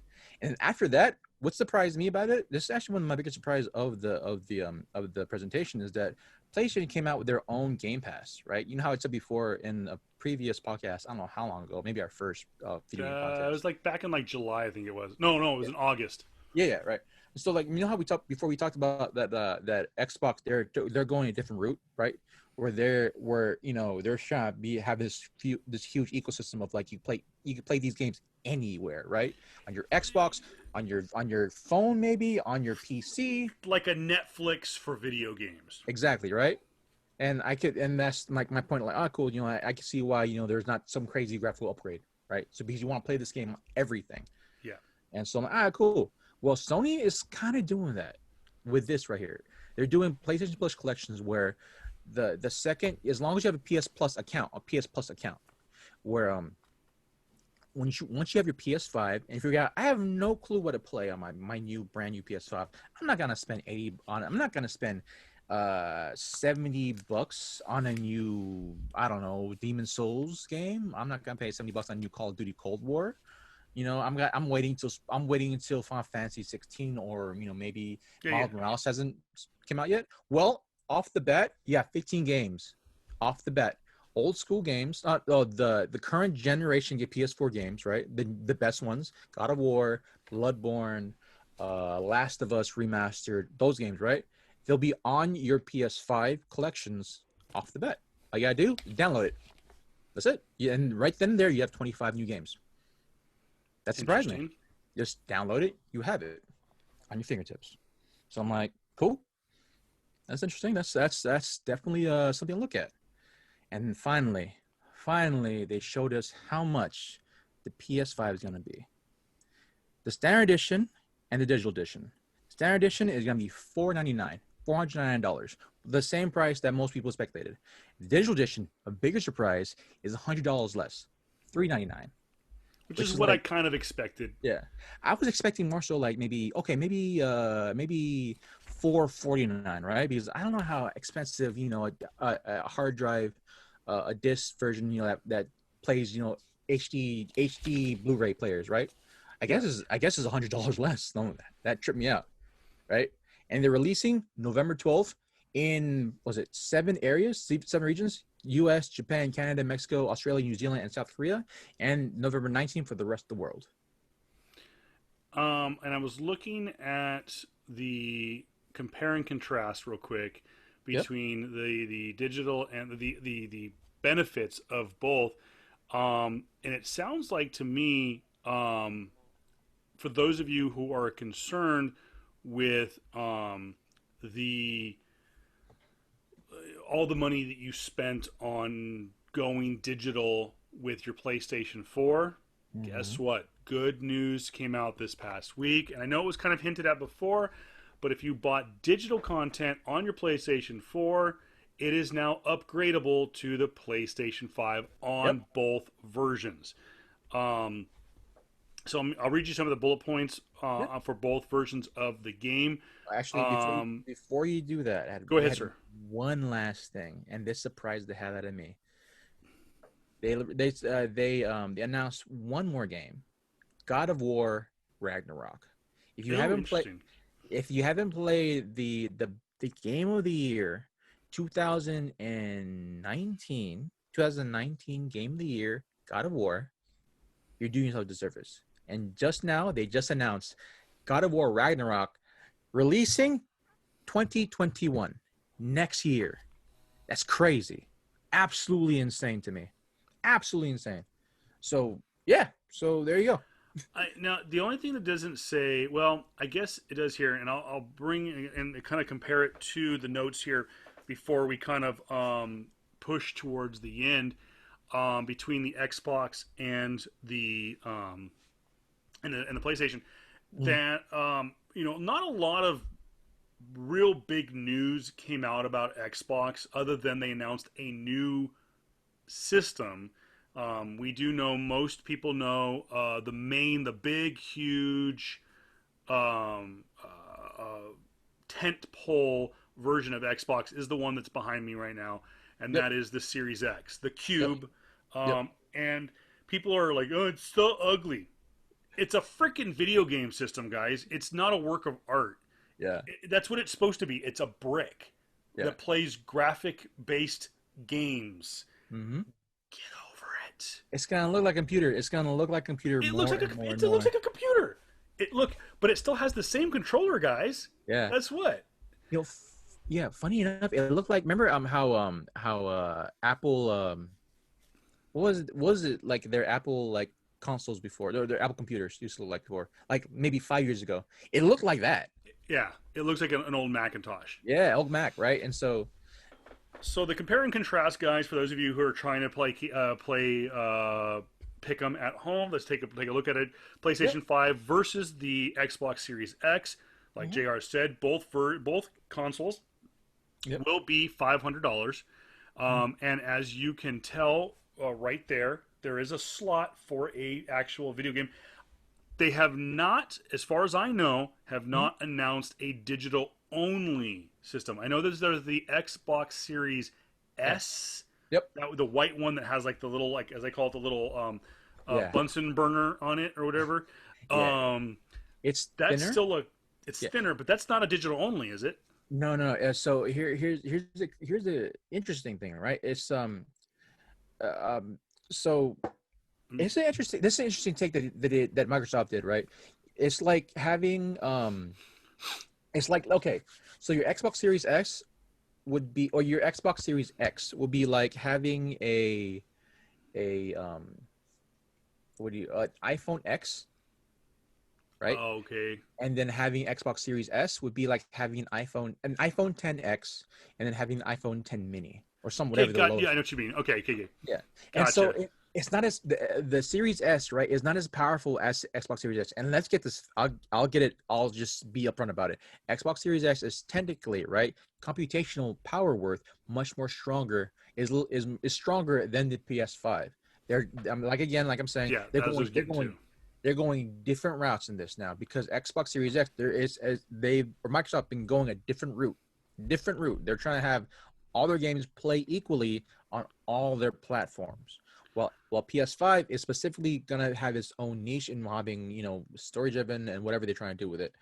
But Xbox Series S is gonna be in that middle line where it's not gonna be 4K. It's gonna be like maybe 1440. It's not gonna be true 4K. It's not gonna have this crazy frames per second. It's gonna, I think, gonna have like maybe 120 I frames got per them right. second Yeah, at most. I got it right here. Yeah. So what Jared's getting to this here's stat for stat. This is for you stat nerds out there. So JR said $500 price point, both of them, except for the digital only for PS5. There is no Yep. at this point digital version for the Xbox. Release date: PlayStation will be on the 12th of November. Xbox is going to beat them to the punch Prior. 2 days earlier. The Mm-hmm. key exclusives: Miles Morales, Horizon 2, Forbidden West, Gran Turismo 7, Mm-hmm. Xbox, Halo Infinite, Hellblade, Forza, and State of Decay. Mm-hmm. Backwards compatibility: almost all PS4 games, including optimized PS4 Pro titles. All Xbox One games, select Xbox 360, and original Xbox games. That is huge. 3 generations of video games will be available on the Xbox platform, Mm-hmm. whereas that PlayStation said at best you'll go 1 generation back. But Yep. supposedly they are trying to get PS3 games available, Yeah. but most likely will not happen.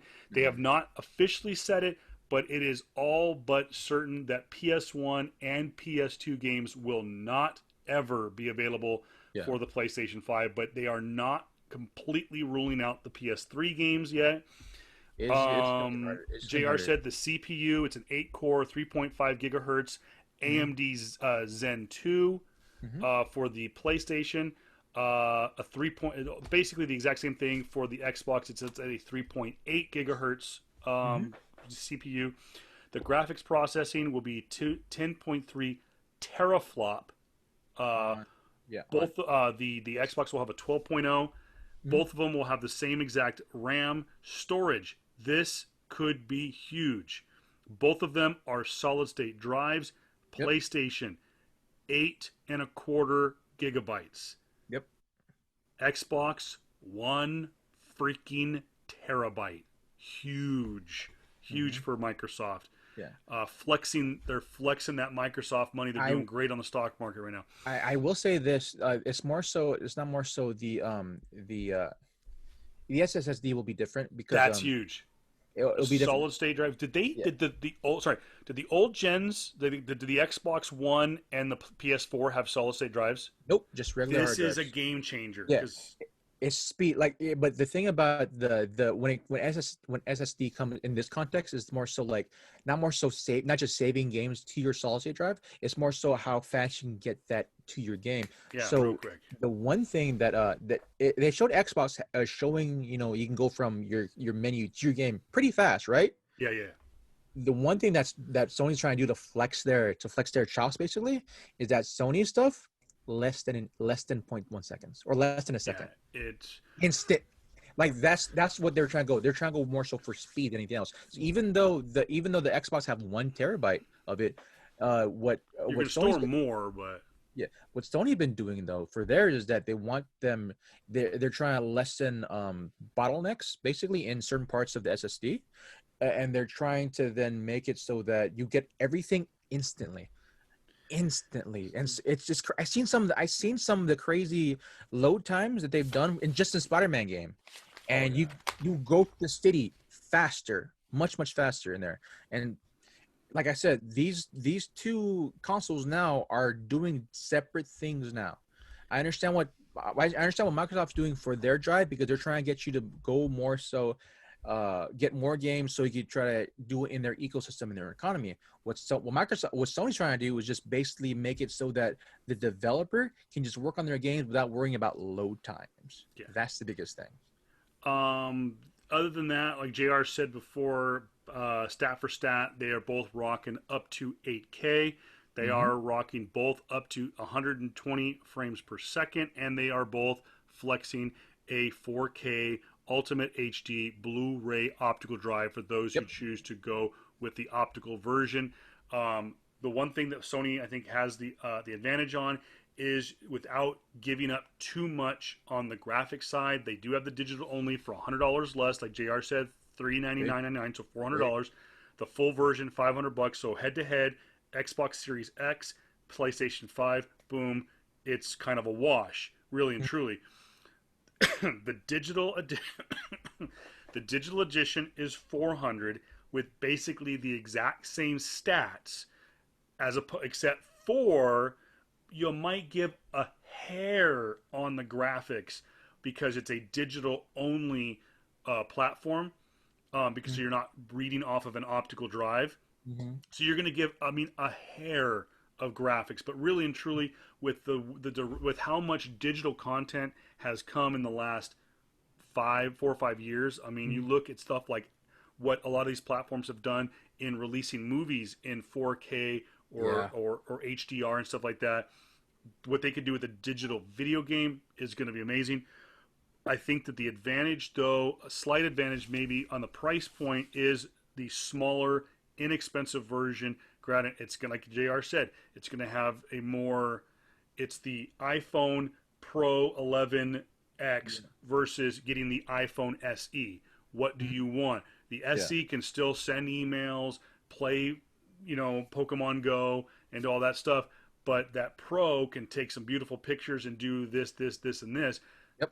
The Xbox Series S is probably for a light gamer like myself to get into a next-gen console. But I'm going to go with the PS5 digital, sorry. Yeah. I'd love to have an Xbox. Yeah, absolutely. I'm definitely it's definitely going to be interesting because both sides have been saying the right things. Yeah, absolutely. Like in comparison to like what PS4 and the atrocity that was Xbox One was when they first announced, it's definitely stark difference, right?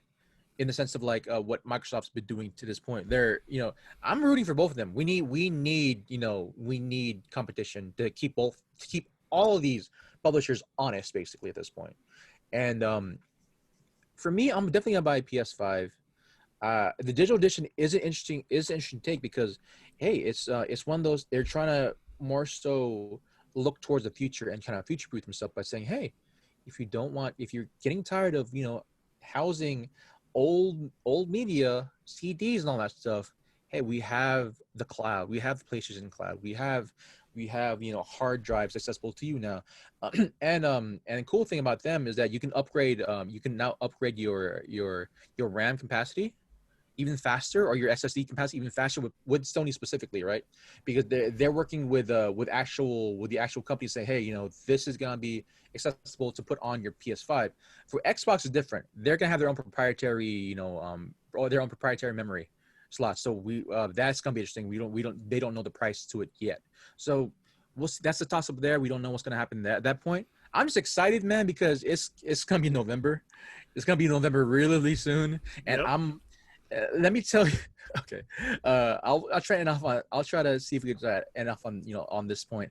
The pre-orders to the PS5 post this event have been atrocious. Have been absolutely atrocious, and they made note of it.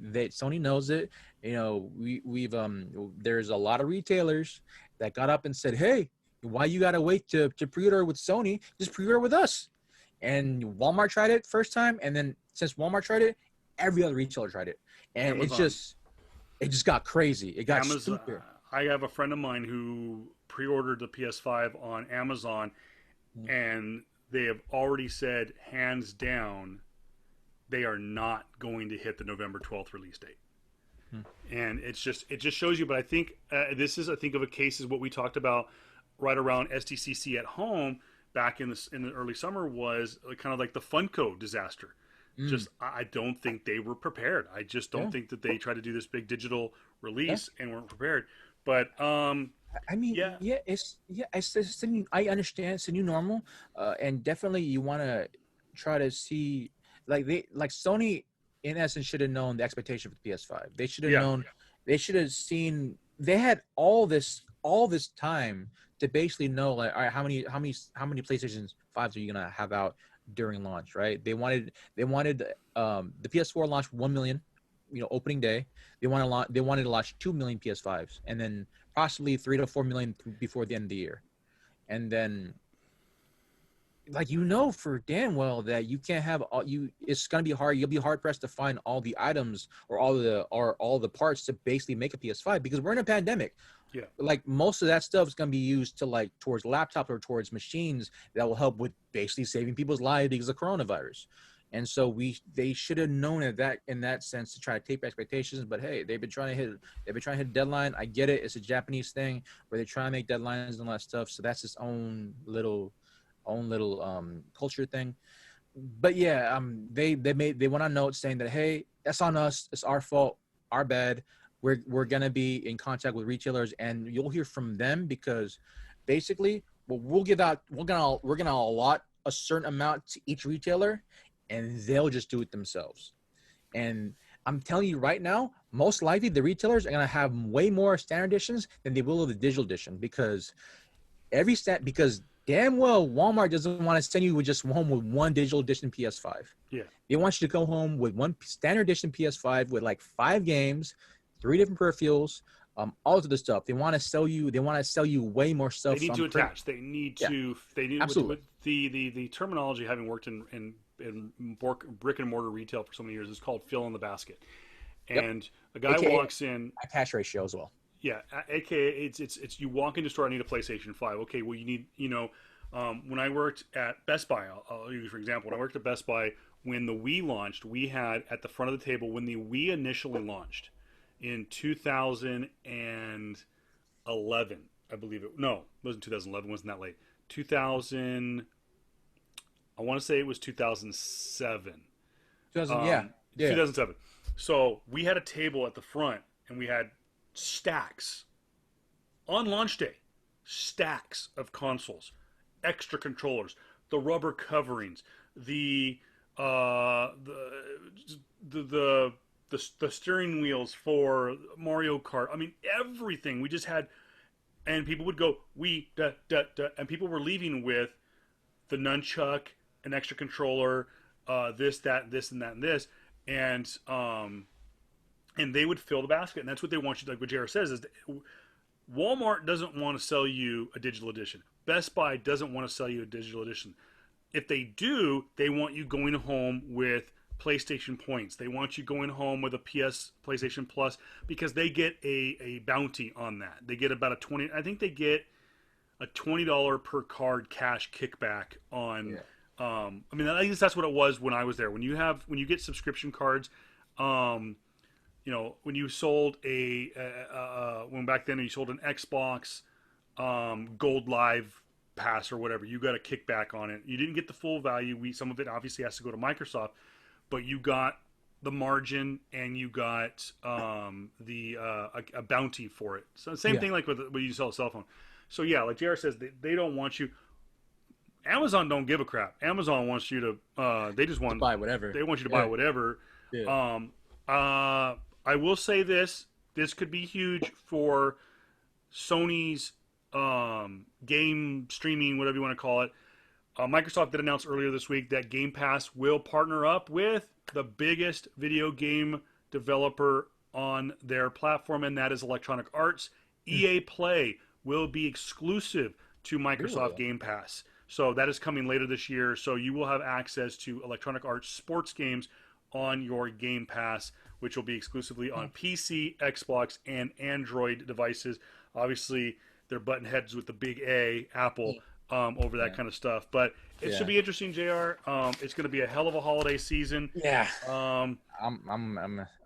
I'm gonna be so happy. I'm just hoping to put down a pre-order for PS5.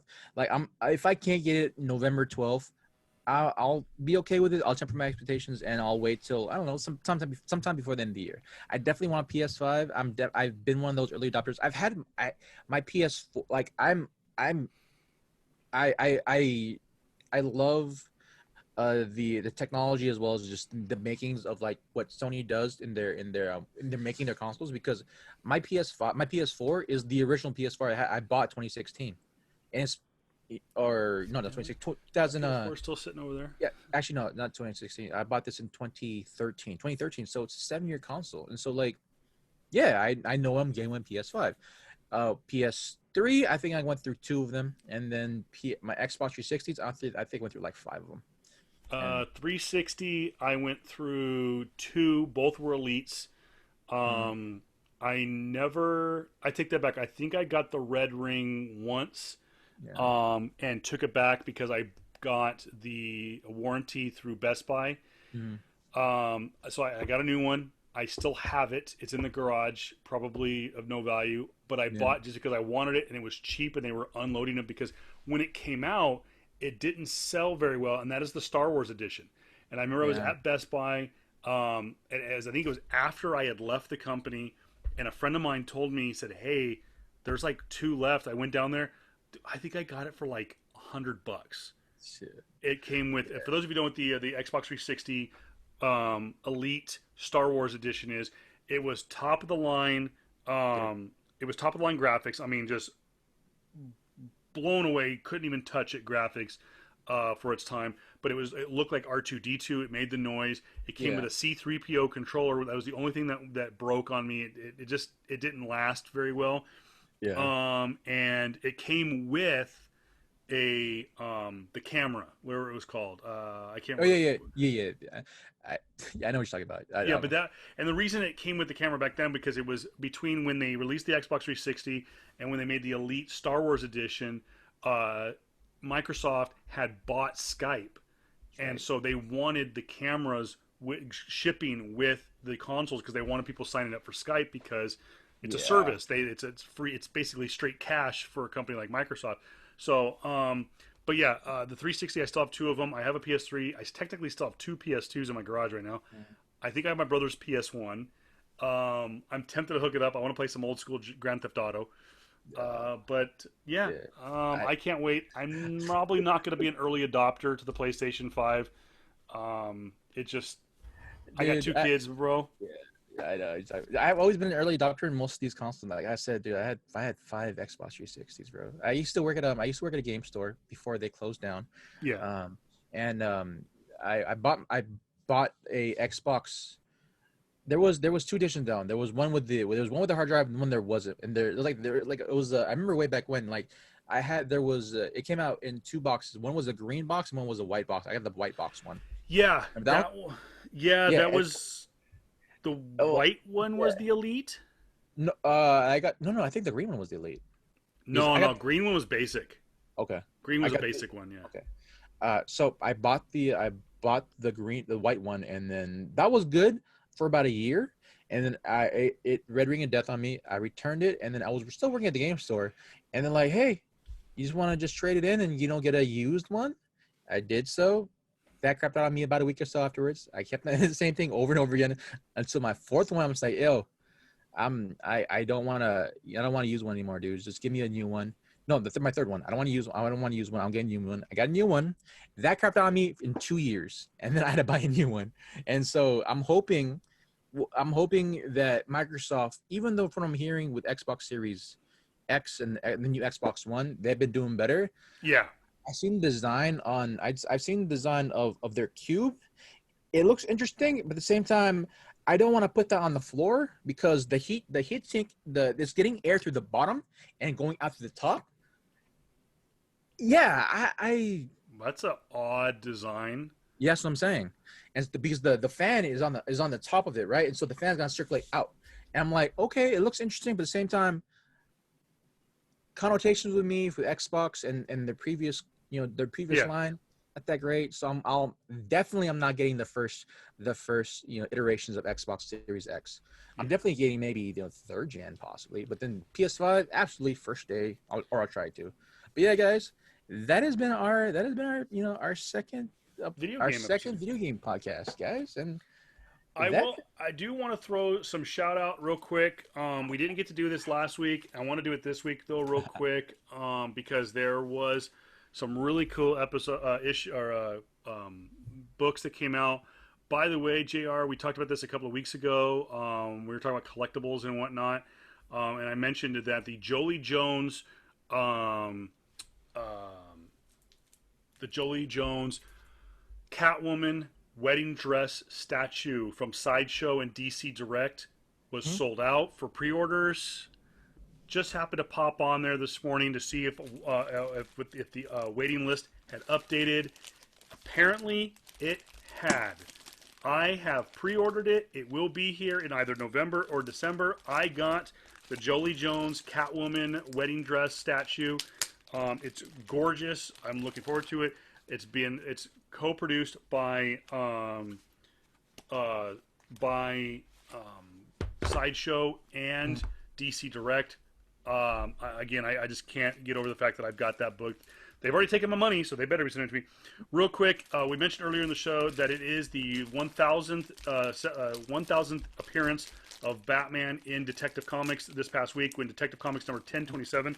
People were asking, like, wait a minute, didn't they already do a celebration of Batman in Detective Comics? Yep. And I'm like, yeah, they did. The 1,000th issue, which was the second longest running single book in comic books. The first being Action Comics, which number one was the first appearance of Superman. Yep. Superman. However, Detective Comics number one was not the first appearance of Batman. That was Detective Comics number 27.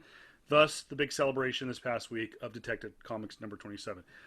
Just want to throw some nominations for cover of the week out there. JR, your boy, Adam Hughes. Beautiful cover with the Adams Hughes Catwoman. If J. Scott Campbell can give us Mary Jane Watson, Adam Hughes can give us Catwoman any day of the week. Yep. Little Batwoman and Batman action from our boy Stanley Lau. Art Germ, Yep. gorgeous cover. I'll get to some other ones, but I honestly think that Gabriel Delato absolutely just go home. You can't beat it. Yeah. Absolutely go home. It is Batman versus Scarecrow. It is the most hauntingly beautiful cover you will see. Absolutely gorgeous. Smashed it. It is so cool. Wait. Francisco Matina, eat your heart out. I'm telling you right now, is JR, I saw that cover and immediately went, dude, we have to talk about covers of the week. Jim Lee, the team of Jim Lee, Scott Williams, and Alex and Sinclair, just solid. Just Yep. nothing out of the ordinary, dude. Just don't reinvent the wheel. Just do what you do. I really enjoyed it. Jim Chung and Romulo Fajardo Jr. Cool Bane cover. Mm-hmm. But really and truly, I think that the aforementioned J. Scott Campbell, again, don't reinvent the wheel. Just keep doing what you do. Arguably one of the best Campbell covers I've seen in a long time. Batgirl and Batman, just, again, simple yet effective. Yeah. I enjoyed the Oliver Copiel Harley Yep. Quinn cover. His stuff is always really good. Frank Whitley. Yeah, thanks. So. Cool. Kind of. What was that? Superboys. Kind of a Superboys kind of feel to Robin. Super Sons. And then Mark Silvestri and Brian Valenza cover. Mm-hmm. Pretty cool with the Joker. But one of my favorites, and because I know, again, if he's listening, Ryan Kincaid, next time I see you at a con, this is you all over it. Getting a drink. The very simple Batman Blue Detective Comics blank cover. I love it because it is that faint Batman blue, the very kind of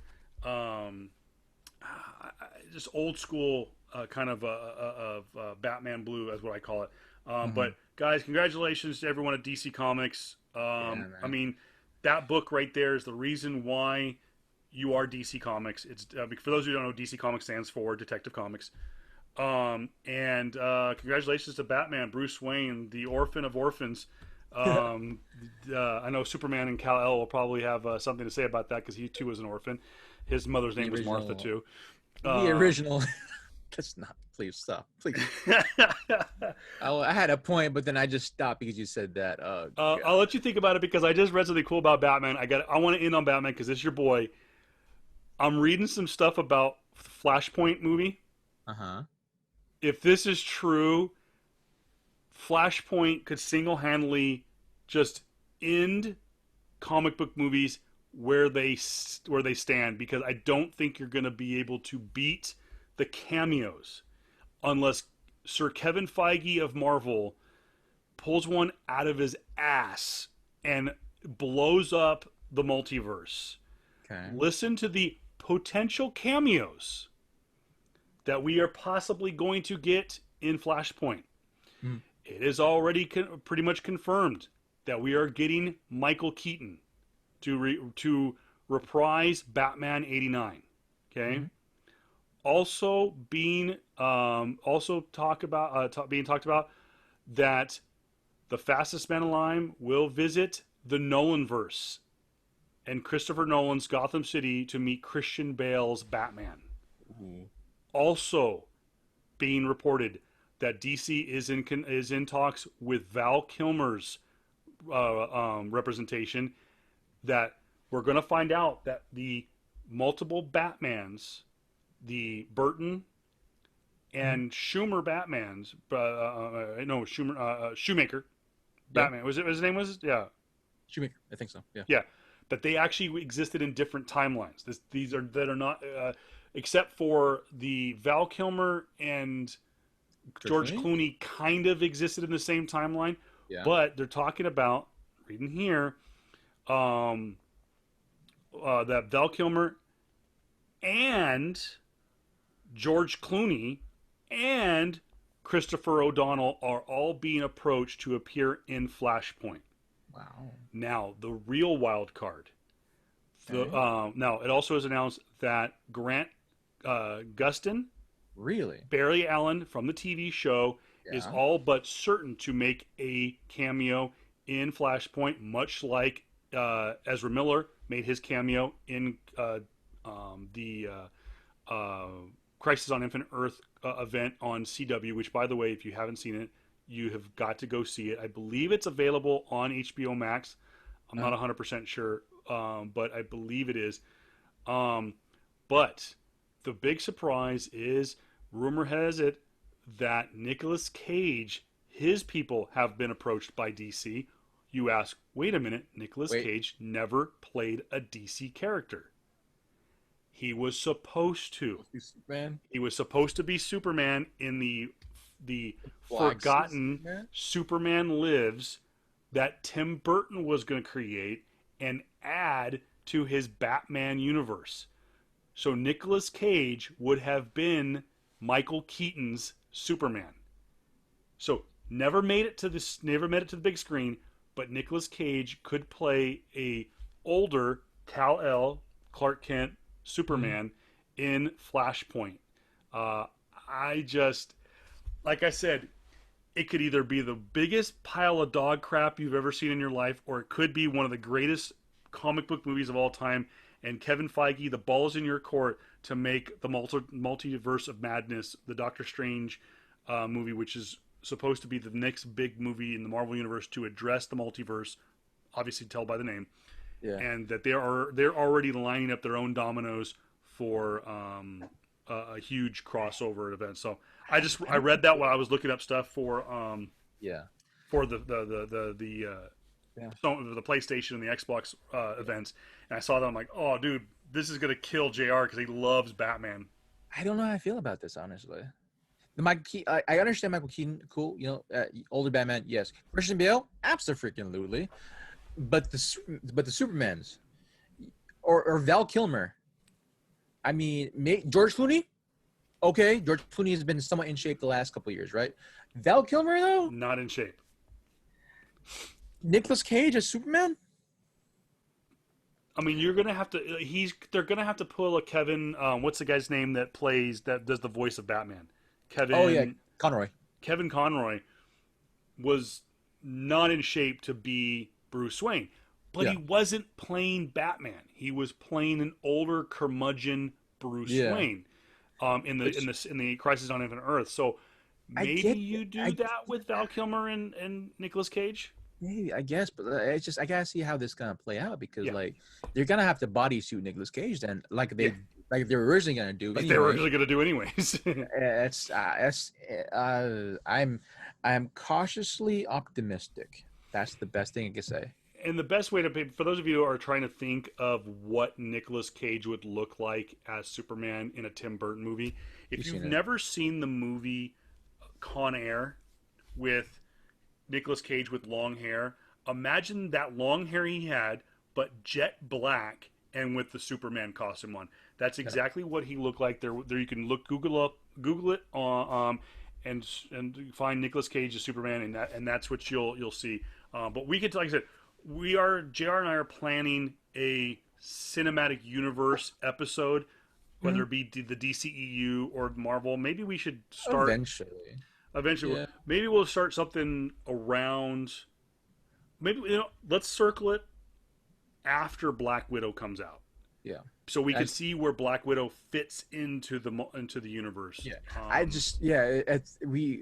There was supposed to be a lot of information that was supposed to be released this year, but of course, Corona, the COVID happened, and so everything's been pushed back, and so and that's fine. It's just more so that means that there's a lot more things on the back burner, and that's okay. That means we have way more information coming to you guys, hopefully sometime in the future, and that we're gonna try to make sense of all this newer information. And I want to throw the JR's head's about ready to explode with all this new information. I mean, not really. I've been if like I said, if this was 20 years ago, and I'd be way more okay with Nicolas Cage as Superman if it was even 20 years ago, right? Now though, I don't know, man. But hey, whatever they need to do to have any type of my dollars. Yeah, which is gonna be interesting because even if you have Nicolas Cage and Michael Keaton on screen for a minute, it's already $1 million. Oh yeah. To have those two characters, the Bruce Wayne, and you have to understand too, is where are they going? I mean, obviously, is Flash going to do what? Is Ezra Miller's Flash going to do what Grant's Flash did, and that is it's a lateral jump in the multiverse. I don't think they're going to go back in time or go forward in time.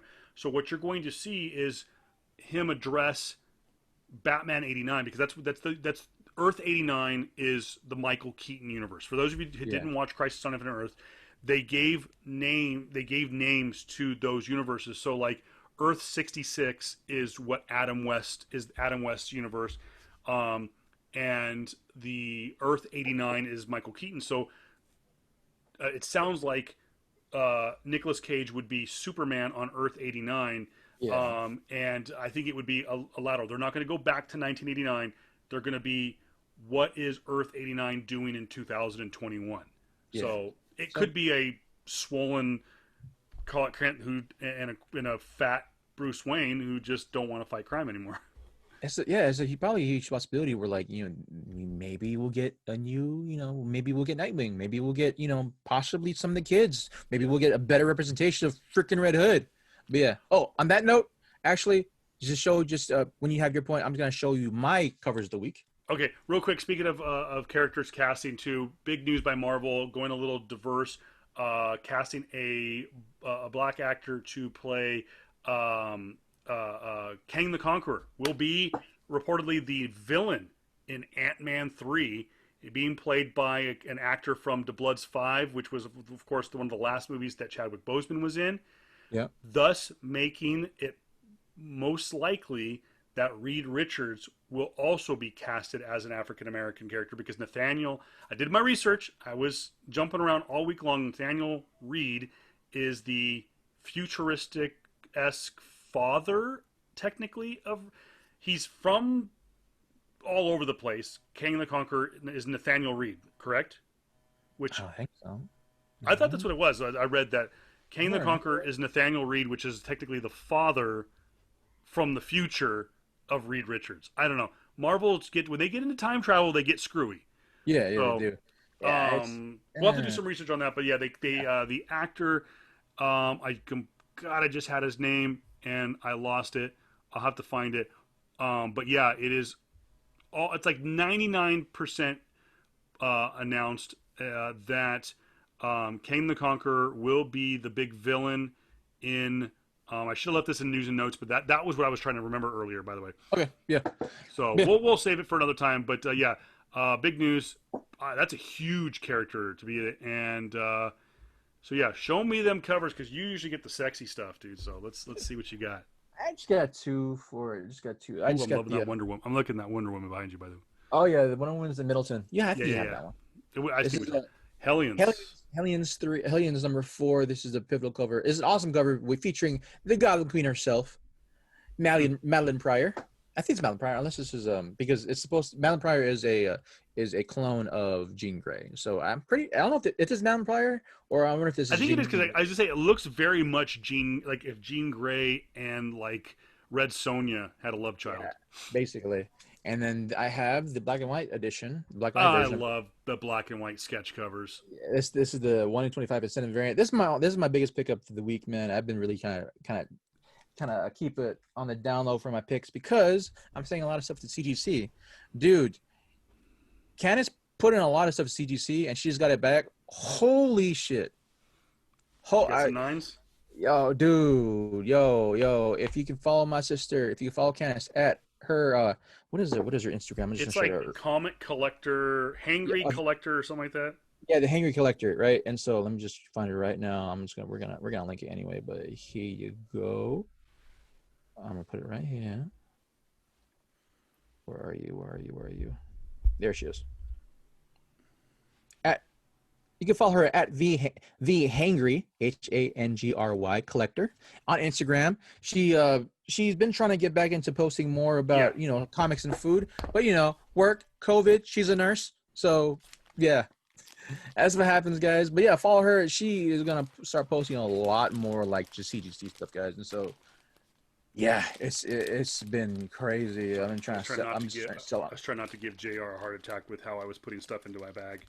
Dude, no, dude. Oh yeah, actually, show the thickness of the tint of 2027. For those of you who don't know, I mean, it's typical that these anniversary issues are huge covers, and they don't. This is 144 pages. Mm-hmm. This is an unusually large book. Now, Detective Comics 1000, Action Comics 1000, the 80th anniversary of Joker, Robin, Green Lantern, and Wonder Woman. Harley as well. Harley, and Wait, no, not Harley. Never mind, Marvel not Harley. No. and Marvel 1000. All the big anniversary books. All it was a stretch, but in the I don't know what they're called. It's a special name for the bag and board combination. Yeah. But it could fit in a bag and board.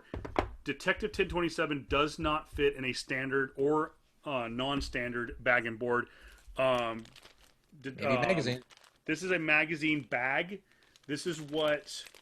Let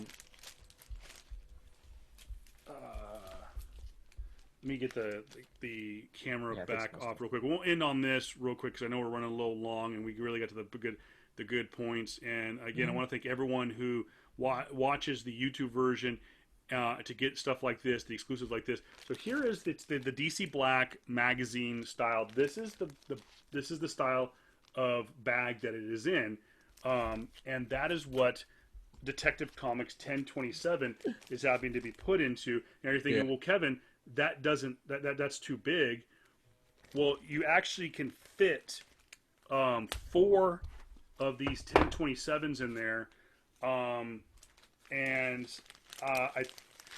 I know that there is a version, a bag and board that does fit these large anniversary, because these are essentially a large trade paperback. Yeah, they're basically trade paperbacks. Yeah. But I think for those of you who want, I'll double check on my sources. But if you go to ECW? Desert Oasis Comics, Sid usually has the larger bags. On a typical comic book, which is, here we go, what is typically like about a 27-page comic book, the larger bag and boards, I think they call them a Silver Age bag and board, or maybe it's a Bronze Age. Modern Age. But anyways, you'll see a little bit more of the on a standard book, on a standard 27 page comic book. You're going to see a little bit of white on the side with a standard bag and board, and it's maybe a little loose. I believe Sid stocks those regularly. If not, you can go online. I want to say they're specifically. I'll do some research and I'll post them online later. But I think that they are called a Bronze Age or a Silver Age bag and board, because those books back then were a little wonkier in size. The specifically the Bronze Age one, because the parchment paper they had, it would eat into the backing board, and so they had different backing boards back then. Yeah, but I hands down, I think this is the cover of the week. I think that's cover of the week right there. Stellato, dude. Yeah, Stellato has been amazing. So when he does any type of books, man. And I know people are seeing how I'm handling these books right now. They're fine, dude. They're trade paperbacks. It's okay.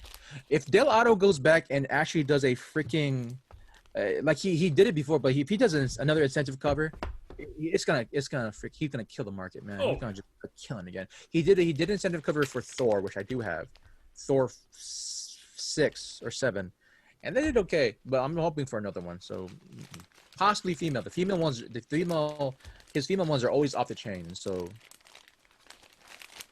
Yeah. So busy week, guys. If you have any ideas of storylines or subject matters that you want JR and I to cover, hit us up, pscomicsiloveyou@gmail.com. Send us a line. And we'd love hearing from you guys about ideas. I love interacting with some of the listeners. I talked with Kevin. I can never remember his last name. The other Kevin from Comics. What? Is he? Yeah. And he was giving us some great feedback. And he was talking about, he's just like, dude, you guys have just so much information. And it was really appreciated. Quick thing. Off topic. You might need to black out his name when I said that, because I don't think we say his last names on the podcast. So, yeah. Okay. But, but shout out to him for listening. Shout out to, by the way, again, Chick, playing all of our episodes in Comic Asylum, and I know that when Sid comes back from vacation, him and I are going to talk, and he's possibly going to air these YouTube videos in the store because he does a lot of the video content Yep. inside. So, yeah, just give us some ideas. I know JR is going to be frantically working for a subject matter for next week because I know I he's got not. one in mind. You think you got one? All right. I We'll got leave it one as a in mind. surprise. We announced the video game part due on last week's show, so we'll leave next week as a surprise. I almost like being surprised too as the co-host. I was on the golf. I actually had forgotten Yeah. what our topic was, even though JR had texted me throughout the week saying, "Dude, did you see the video game? Video game?" And I'm thinking, why are we talking about video games? And then it kind of hit me when I looked at the rundown this morning. I was like, "Oh crap! Yeah, we're doing video game part two." So, yeah. Hilarious. Anyways, thanks guys for all your support. Again, go to anchor.fm/pscomicsiloveyou. Show your support there. Subscribe, leave us a review, or anywhere that you listen to your podcast. Also, go to Freaking Pokemon decks. youtube.com/wildthing2331. What's up? Your freaking Pokemon decks, bro. I just hear that right now. Yeah, go to youtube.com/wildthing2331 is my YouTube channel, or you can follow the link on all of our social media accounts, and like, subscribe, and comment on the videos. Let us know what you like, dislike, what you'd like to see coming up in the future, and we'll take those into heart. But we love hearing from you guys. Other than that, I'm Kevin Pillow, the voice of Reason 23, the man over there next to me. I'm Jared Capuhan, aka the Dark King. We'll definitely catch you guys next week on the next edition of PS Comics I Love You. Again, guys, thank you very much for all your support, all your love, all your feedback, guys, and please continue to support us. We thank you so much for everything. Peace. Peace.